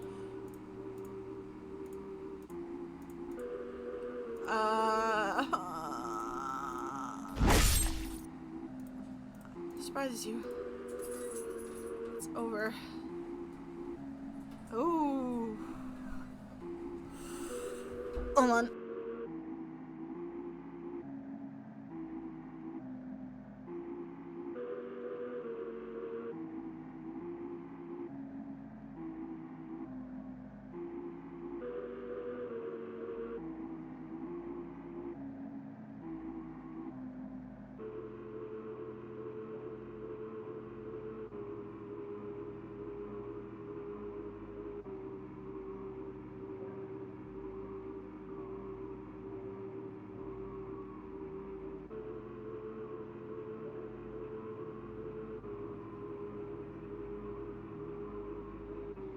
Alright, sorry about that.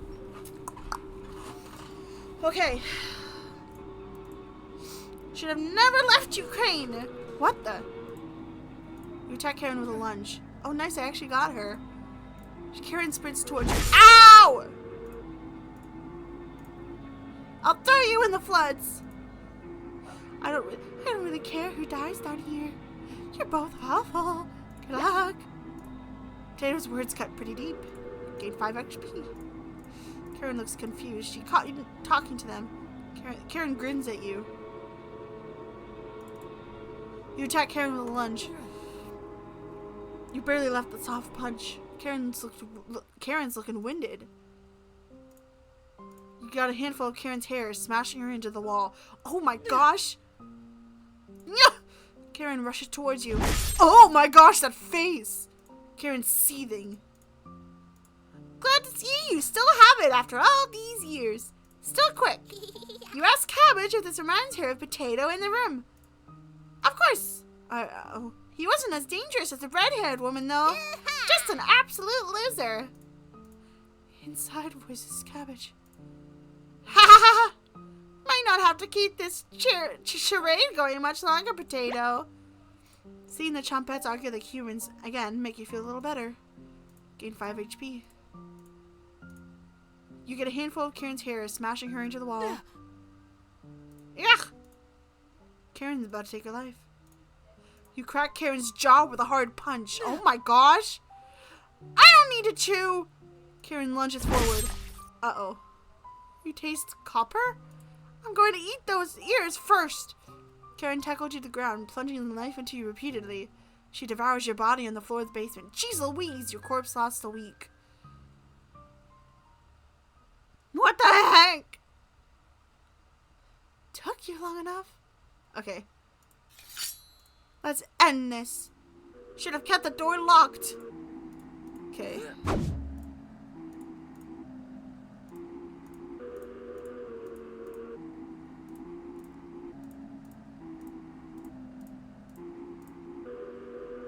Ah!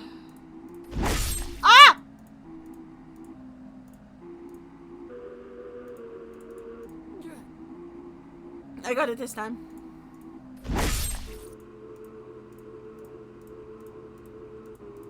Oh, wait, what? This is randomized.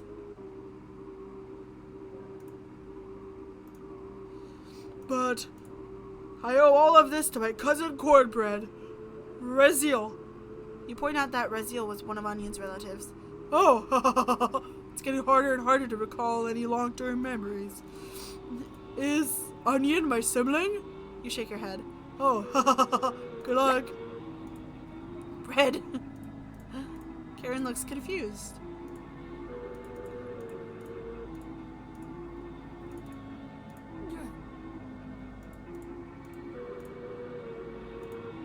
You're going to taste better than Gregor. Oh my gosh.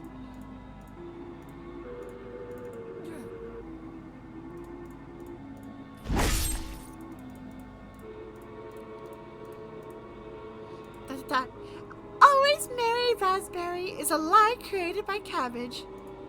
You know me by now, and I've never acted married. Mary.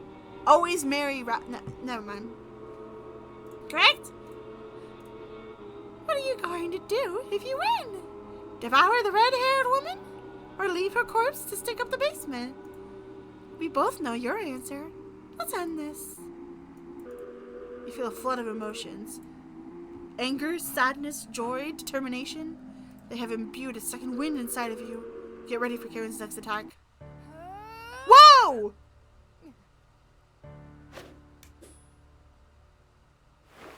Whoa!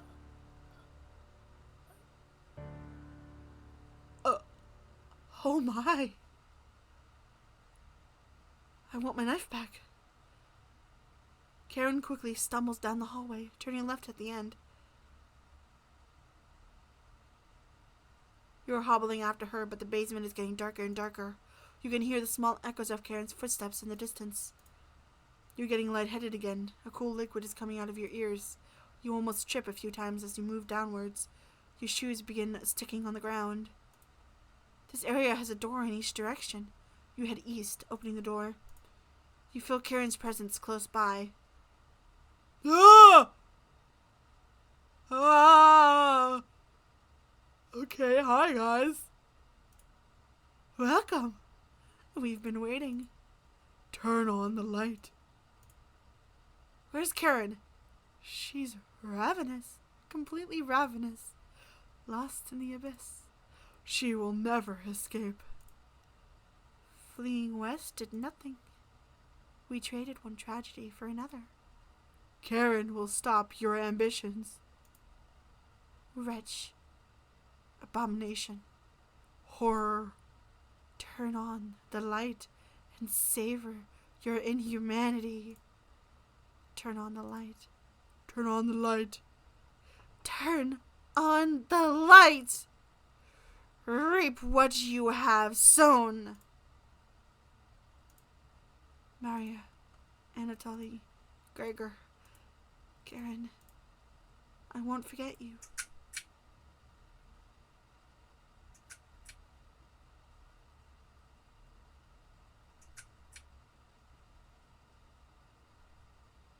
Bruh. Please don't jump scare.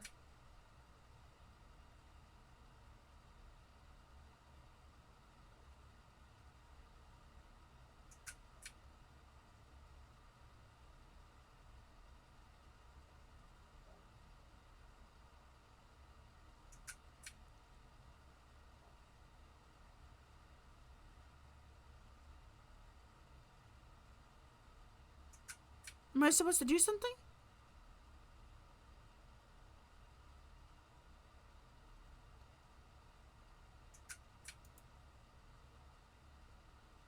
Plenty of meat still on the bones. What? Oh my gosh. What was that? Dot dot dot. You hear talking upstairs. Thieves? You grab your flaying knife and silently go upstairs. You'll eat well tonight. What? The four look completely shocked at the sight of you. She doesn't look like she has courage to speak. We've been lost for a few days. Your cabin is the only hut we've seen out here. Can we stay here for a few nights? You clear your throat and ask the question you've asked 1,000 times. Did you come on your own free will, or were you sent? We were technically sent. Anatoly! We came on our own free will. The woman looks confident in her answer. No, she doesn't. They answered incorrectly.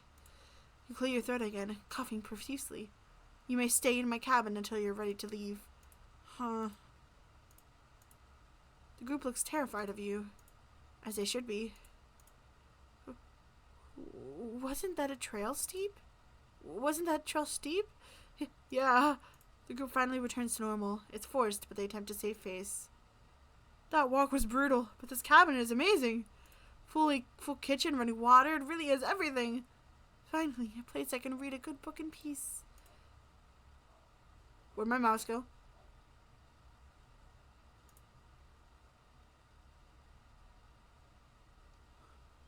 Huh? Rena, check it out! A cabin all the way out here? What about that psychopath? We lost him a few kilometers ago, don't worry. Doesn't look like anyone's home. Hello? Come on, Rena. Sun is setting. Let's take shelter here just for the night. You sure that's a good idea, Selena? Of course. The front door has a few different ways to lock it. We should keep it at bay if he shows up. Hope there's some snacks in here. Bullock, I guess we don't have a good choice. We'll head back to Zakopane in the morning. Don't worry about it. It's just for one night. You decide to join up with your friends inside. What? What is happening? Did you lock the door? All set. Could you see him out the window? No, he probably went back to town. Is anyone here? No. He yelled and stomped around. Nothing. Huh. This cabin is abandoned. Let's stay here tonight. What? Relax. It's gonna be freezing outside tonight, so it's either him or us. Let's avoid making a fire. Don't want him to see us in the distance. No fire! There's blankets in the bedroom. We'll be fine, Olga. This cabin chills me to the bones. We'll need him. Whenever Bullock gets nervous, he tells a joke to break the tension. Oh! Oh! Cabbage. Onion. Bread. Oh! Of Razzle's classics for you. What do you call Snowman's kids? Children. Oh, and their names too. Selena, let's split up and search the cabin. See if you can find any food for us to eat tonight. I'll take the bedroom. Leave the living room to me. Raina, I'll search the kitchen. No need to help me. You sure? Of course. I know exactly where to look first. I got that Zekapane Junior Baker Award, remember? Selena. Alright, everyone. Let's move out! Tutorial. Help the team by searching the cabin for supplies. Your bond with Selena, Oleg, and Bullock is unbreakable. Focus on exploring the cabin. You only get one choice. Where do you want to help first? Okay, I'm Potato. I didn't know. I thought this was over. I thought it was so close to the end.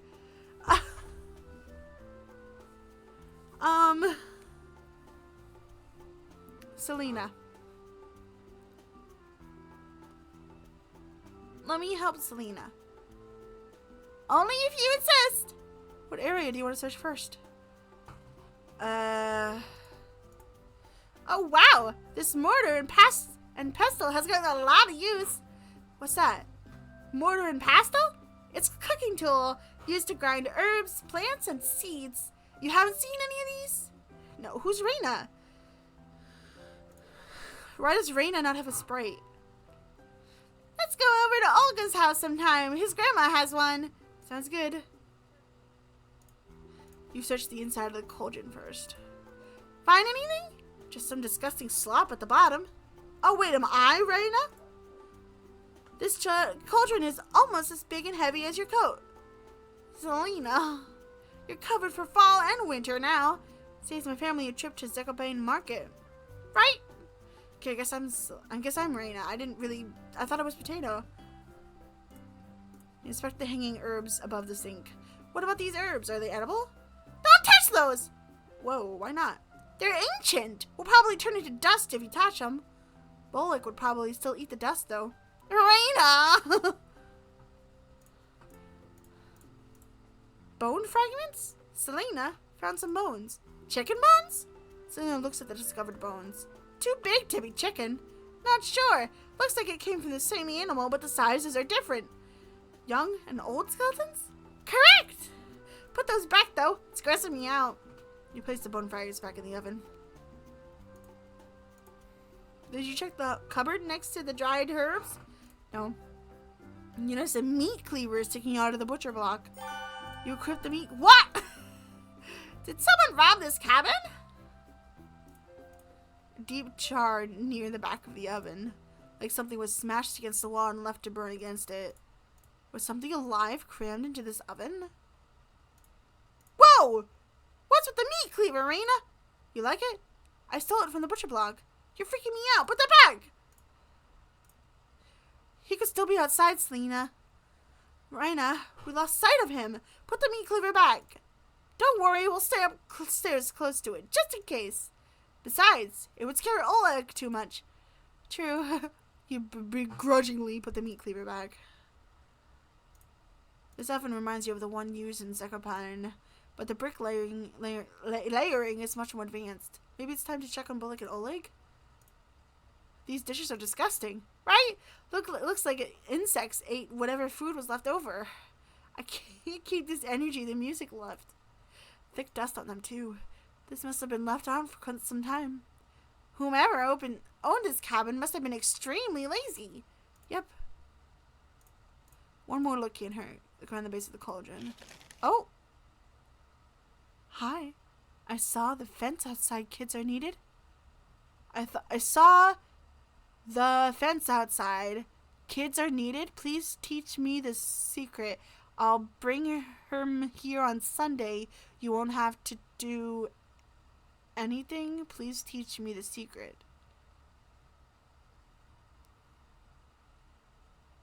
What? You take the creepy note with you. Check this out, Selena. Did a kid write this? I'm not sure. Either it was a kid or an adult who didn't do well in school. What fence are they talking about? I didn't see any fence outside. The bigger question is, what the heck is the secret? Or who brought it here? Right. I think we've checked out everything on the countertops. It's time to check on Bullock. Okay, I've checked everything. I think you've checked everywhere, Selena. You're right. Rats! Did you check under the sink? You look underneath the sink. It feels strangely cold underneath. Nothing. Alright, let's see what Bullock and Oleg are found. Reina? Let's mousy out!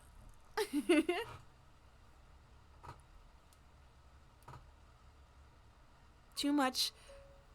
What? Reina? You napping? Oh, she's staring at the clouds.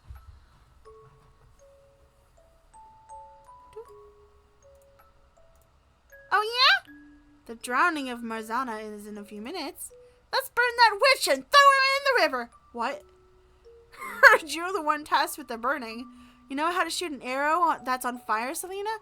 Duh! You can bring the green branch to the village this year, Reina. I got that, Rich. Alright, time to get up and get your head out of the clouds.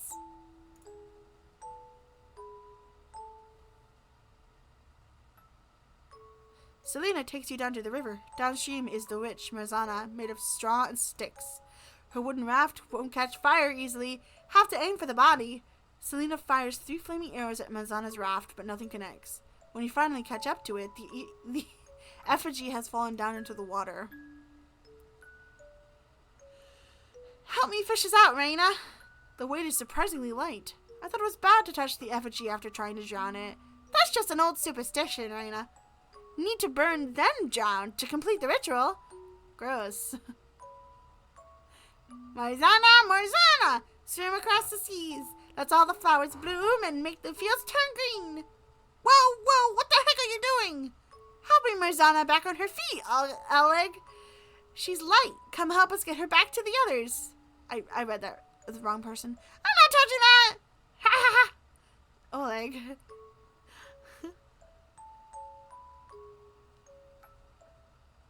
Thankfully, none of the adults caught you messing around with the effigy. But while Oleg was yelling at you, it felt like you were being watched. Across the river, you see a strange man pretending to skip stones. His greasy hair shines in the sunlight. Some of the oils are smeared in his vest. He opens his mouth in an awkward smile, his teeth jagged and uneven. Walking away clumsily, he heads in the opposite direction of the festival. Right into the forest. You head over to meet up with Bullock and Oleg. Okay, team. Find anything? Just some old toys in a drawer. Really old toys. Bullock? Alright, I'm actually going to calm down with the voices because my voice is, like, taking the brunt of it all. I found his toy boat under the couch. Let me see that.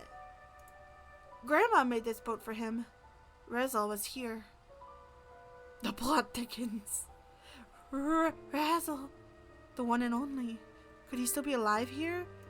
Seeing him again would bring Grandma back from the brink. We have to find him. Agreed. Crew, we need to search his cabin top to bottom. Let's find Rezal and bring him back to Zakopane. You got it, Selena. Bullock, Oleg, come with me. Let's go look around outside. Reina, look around the cabin and try to find any clues to where Rezal is. That psychopath could still be outside in the woods. If you hear any of us yell or scream, find us. Okay? Of course, Selena. Thanks. We'll be listening for you as well. I'll be fine. Crew, let's move out! Selena, Bullock, and Oleg leave to search the cabin. What the heck was that? Who's there? Nothing replies back. It sounded like it was coming from the kitchen. You walk over to investigate. Hello? What? What the heck? Who's there? I don't know how to... I don't know what this means.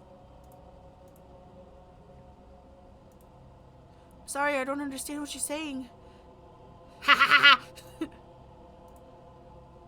Aqua. A drawing is pushed out of the cabinet. I don't know what you mean. Looks like someone used a piece of coal to draw this. Are those bars of a cage? Staring at a door. Huh. You take the cage drawing with you. I know why the cage bird's saying that's another achievement. What is... This game needs to stop. Like, For real, for real.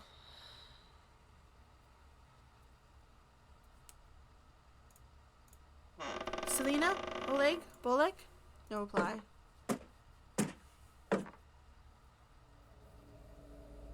Reyna. We saw something weird down the hill.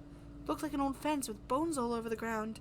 Could have been animal skulls, but couldn't tell from the distance. Heard some weird whispering before we got back to the front door. Find anything? You wouldn't believe me if I told you. Strange whispers coming out from under the kitchen sink. Whispers? Was it a ghost, Reyna? I'm not sure. I couldn't understand any of the words. Ghost, huh? Bullock attempts to lighten the mood a little bit. Got another of Razzle's jokes for you. What do ghosts like poring over their food? Bullock. Give up? Gravy! It was probably just the creaking of the cabin, Reyna. So, no such thing as ghosts. It seemed pretty real, Selena. Well, if you see it again, let me know. That fence outside was absolutely terrifying. We can't let our guard down here. Yeah. Can we not split up anymore? I'm scared of getting separated now. Of course, Oleg. We're a team, and teams stick together through thick and thin. Rain or shine, feast or famine. You're right, Selena. I just don't want to lose any of you, like Rizal. That won't happen when we're together, Oleg. Bolik, you're a night owl. Can you stay guard while we stay asleep? Of course. Thanks, Bolik. Oleg and I will take the bedroom. And you okay with the living room? Yeah. Thank you, Bolik. Wake us up if we see or hear anything. You got it. Oleg and Selena head to the bedroom, opening the door fully behind them. You lay down on the couch and quickly fall asleep. I gotta end the stream, guys. I thought the end was there when I was fighting Karen. You close your eyes but cannot stop thinking about the butcher of Zakopane. His third victim probably had it the worst, stabbed in the stomach like the other two, but this one was different. The body was missing both ears, so investigators concluded it was a copycat to a series of grisly murders from years ago. What kind of person would take someone's ears? The victim's family and neighbors searched the murder scene top to bottom and the alleyway outside. All they could find was a broken window that the butcher used to gain entry. It was a mystery that nobody in Zakopane could solve. So Selena, Oleg, Bolek, and you teamed up to find the killer. Selena was naturally the leader, plotting out vantage points on dusty maps her grandfather had. Bolek brought snacks and what he called emergency rations, which was usually crusty bread from his pocket. Oleg was able to get the investigation tips from his grandmother, a former detective. I have to go, but wow, this has been such a sweet game, plot-wise. Totally. Thanks for hanging out. See you later. Fills my stomach with, fills my heart. But only after telling her it was to find Roselle. Your investigation lasted more than a year, often getting to crime scenes quicker than town investigators. You have a strange dream. You found the body early, so early the blood is still leaving the body. The greasy-haired man made eye contact with you, wiping the knife from his vest. You look for a way to escape, but you're trapped in the alleyway. He slowly walks towards you, forcing a laugh that comes out in unnatural, staggering segments. As he gets closer, you notice his pupils are absolutely humorous. As he brings his knife up, his face peels apart by the lips, screeching in pained agony. You wake up in a cold sweat. Duh! Ugh!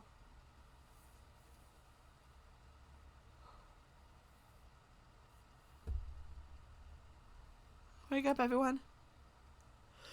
Bolek, it's like 3 a.m. I heard something outside. Was it one of the crows? They never shut up. It's him. Huh? Selena? It's him. What's the plan? Selena makes the group's secret hand signal, only whispering is allowed now. Bolek, Oleg, eyes on the doors and windows. If he makes it inside, run out the front door or downstairs. Downstairs? What if there's less room down there? Then we need to manipulate the lights down there. Find the light bulb pulley, and when he gets close, turn off the lights. He's got the knife, so run for the front door when there's an opening. But what if there isn't a working light down there? Our eyes can see better in the dark than him. We can run circles around him while he's blind down there. He doesn't stand a chance. Don't count your chickens before they hatch, Oleg. Bolek, can you outrun him? Of course. Raina, do you see anything out the window? The rain hasn't started yet, but you can see storm clouds in the distance. Maybe it'll get too muddy for him? Unless he's coming through one of the windows. The window glass is thick. If you tried to break it, everyone would hear it. Whomever built this cabin definitely was here for the long haul. See anything, Raina? Nothing. While keeping watch, I found this in the bedroom. Here. What the? What the heck is this? Did Rezal make this? It had to have been him. When we found the body stuffed in the barrel, that creep saw us and ran. Who would do something like that? A monster. That's right, Raina. That was the last time we saw him. What's that noise? Whoa! Whoa! Get to the staircase, now! As you run to the staircase, you see him standing by the front door. He wipes his eyes with his sleeve, completely drenched from head to foot. He attempts to smile, but it looks completely out of character. You slow down your breathing, making it to the staircase safely. Holy crap.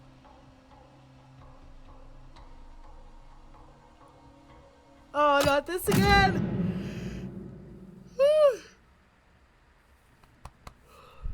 Selena takes out the basement key, locking the door behind you. There, that should slow him down. Raina, can you lead? Of course, Selena. Wow, he's determined. Alright, we'll be right behind you. You begin your descent. I might need to end this on a cliffhanger, guys. Let's play Ghost in the Graveyard tonight.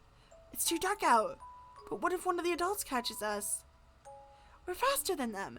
Raina, you're game to be the ghost first. Why me? Because your eyes can see in the dark the best. The perfect ghost. Selena. Sure, I'll go hide first. Hey, Oleg? Yeah? You were slower than Bullock with a stomach full of herring last time. Pick up the pace this time. Trust me, won't happen again.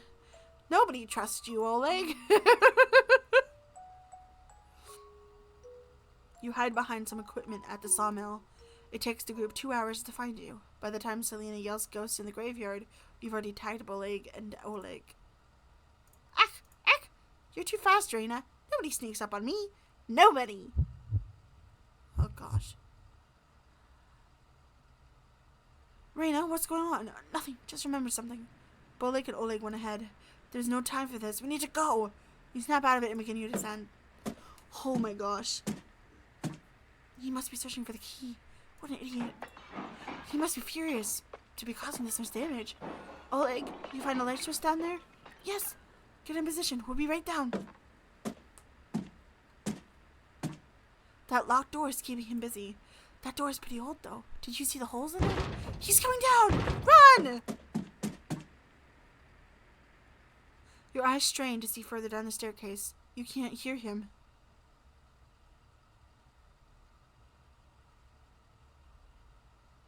Raina? We have something special to introduce you to. Someone special. Zil, come out. Don't be shy, Razel. Raina won't bite. Hi. Nice to meet you. I'm Raina. It's okay. Your cousin is great, Bullock. Just wait, everyone. Give him a little time. He has the world's best puns. He memorized every single one Grandma told him. Grandma brought me this book. Rizal, this is 500 pages long. Yeah. Everyone laughed with him, enjoying a nice meal together with Bullock's family. He tells countless pun jokes. Bullock howls with laughter, and the adults shake their heads in agony. His joy is infectious, making Zekopane a better city for everyone, except for one. Raina, you're slowing down again. Selena, Rizal, what about him? I keep remembering him. I see. Crew, let's keep going. You continue downward.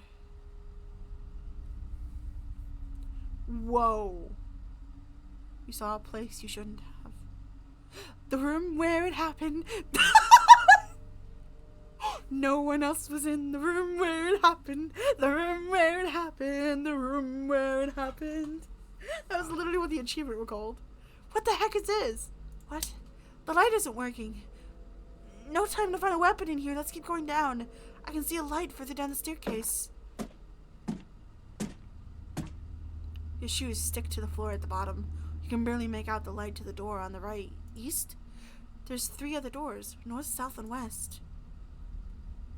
Selena tries the door to the north first. Locked. This room is tiny. How are we going to get around him? Don't be scared. Let's try the doors and see if we can lock it from the inside. Which way, Reina? I mean, well, it's obvious. You, Selena, and Oleg and Bullock throw open the door, turning around to see him. Oh my gosh. What? She looks so bored.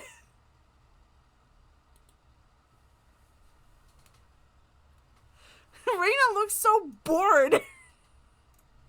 Leave us alone. You left the knives upstairs.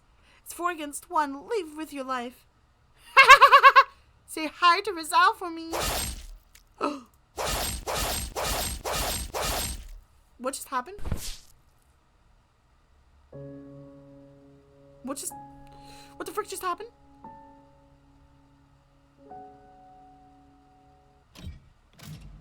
What?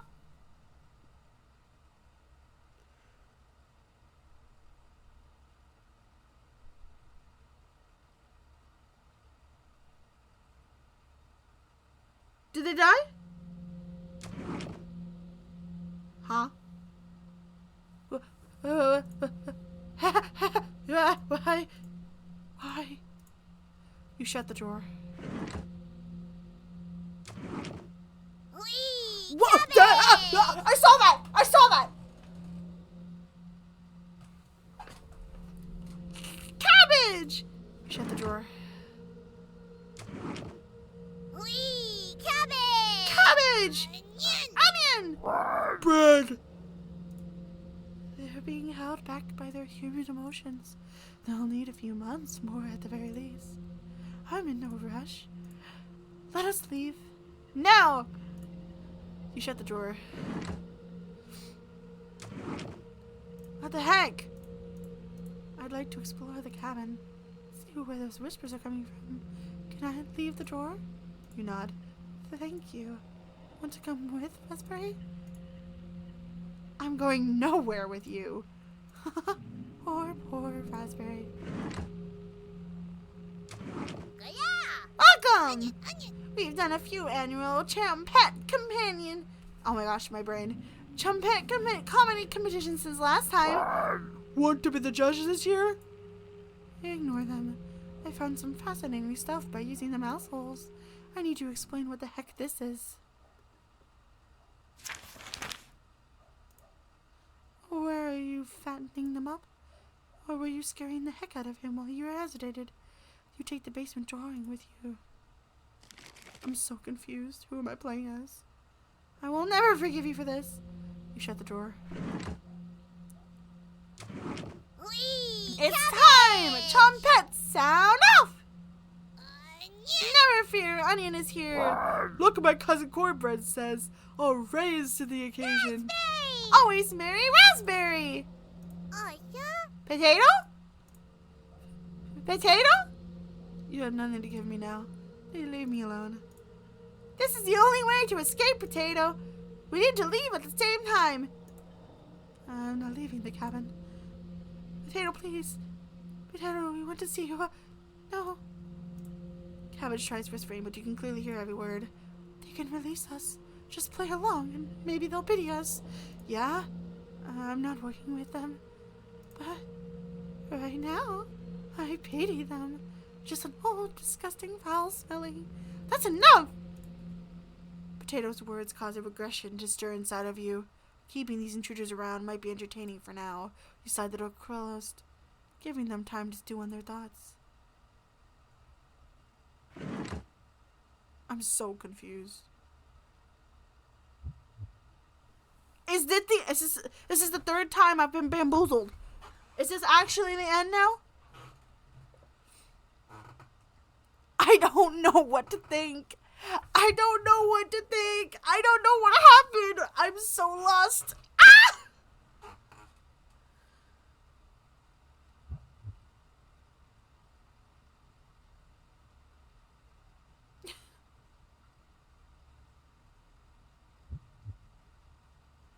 Nightmare screams.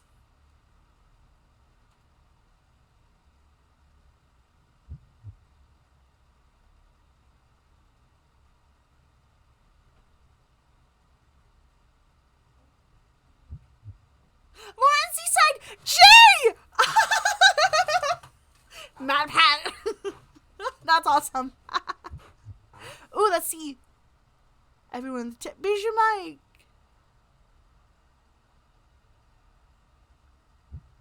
And you. Thank you.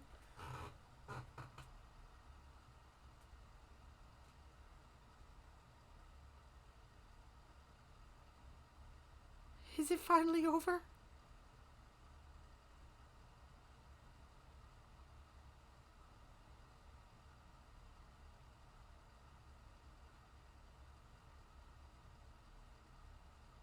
Oh my gosh. You have a strange nightmare.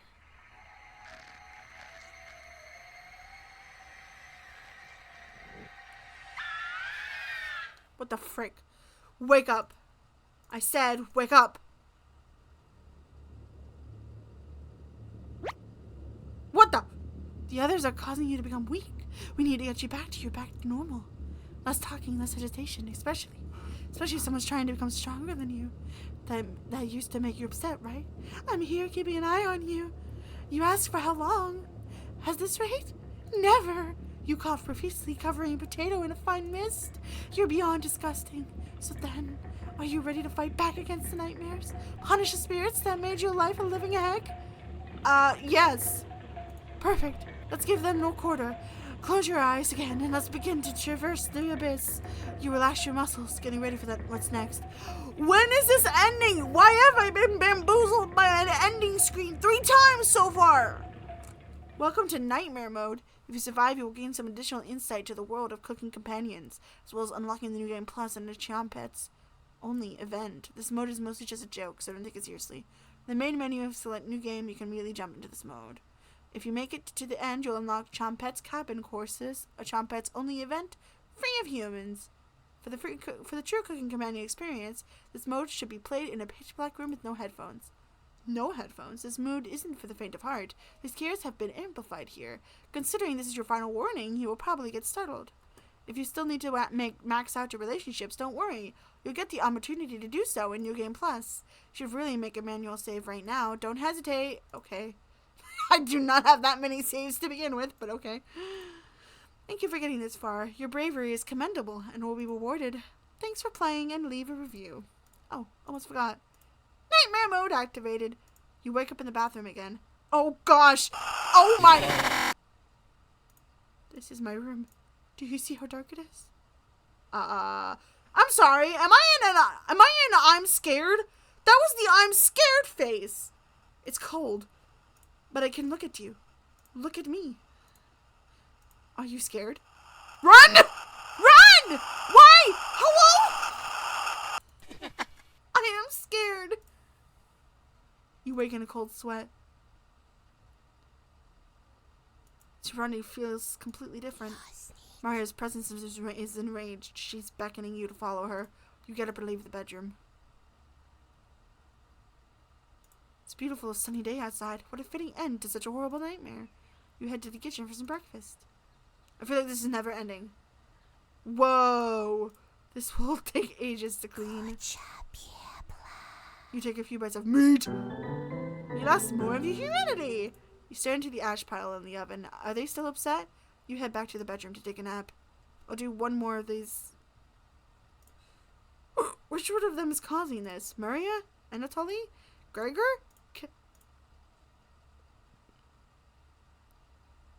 You crawl into bed and fall asleep. You have a strange dream. I'm gonna definitely have to return to this. Holy crap.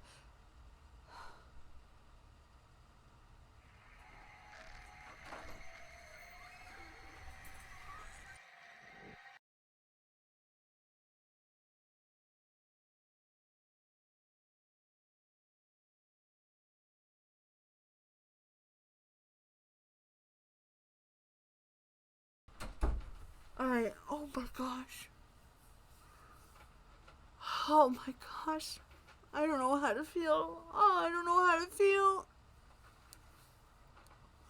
I don't think I have processed what happened. So that was Cooking Companions. We'll definitely have to come back and try to get more, maybe more endings. I don't know if there are other endings. See what I legitimately thought that was a new menu. Oh my gosh. Wake up, sleepyhead. Karen isn't here. Sounds like she's whittling something. Did she escape the basement? Karen? No reply. You head over to investigate. I gotta stop. I gotta. Oh man. Oh, I can't. I don't. Oh.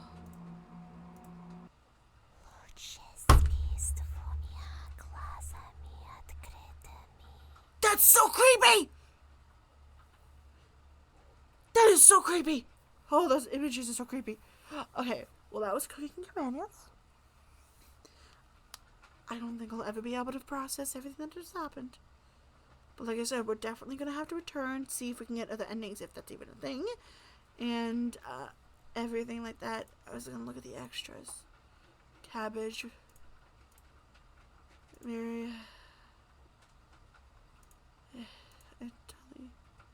Oh, hey, is this a real recipe?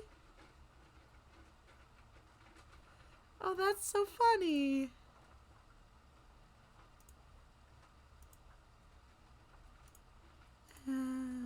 Oh my gosh. Oh, that's terrifying. Oh my gosh. Oh, that's terrifying. When did I see this? Oh no, this is just different versions of it.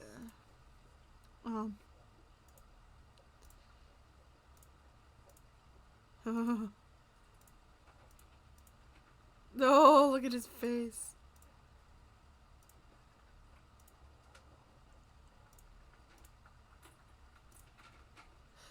Wait, but her eyes are open in the picture, but they're closed there.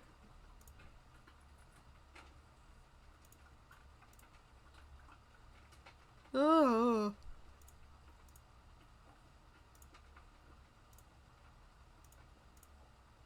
Oh my gosh. Oh, some concept arts. Kate Mary. Interesting. Bruh.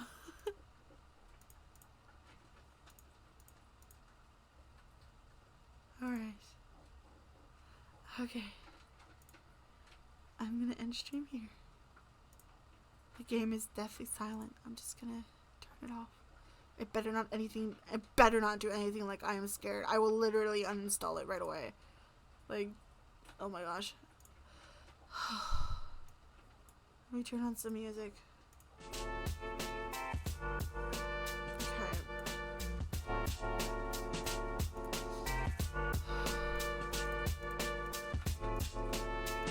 Alright.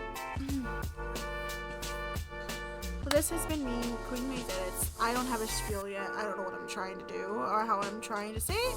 But yeah, I am Queen Maze Edits. This was Cooking Companions, and I hope you guys enjoyed that. I'm losing my voice now, but hey, it is what it is. Tomorrow I'm going to be doing a puzzle. I'm going to be putting together a puzzle that I got. It's Spy Family.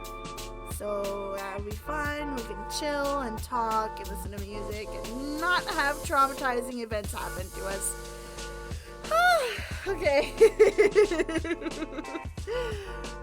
We're gonna raid over to the one and only Misa. Because why wouldn't? Yeah. I hope you guys have a good night.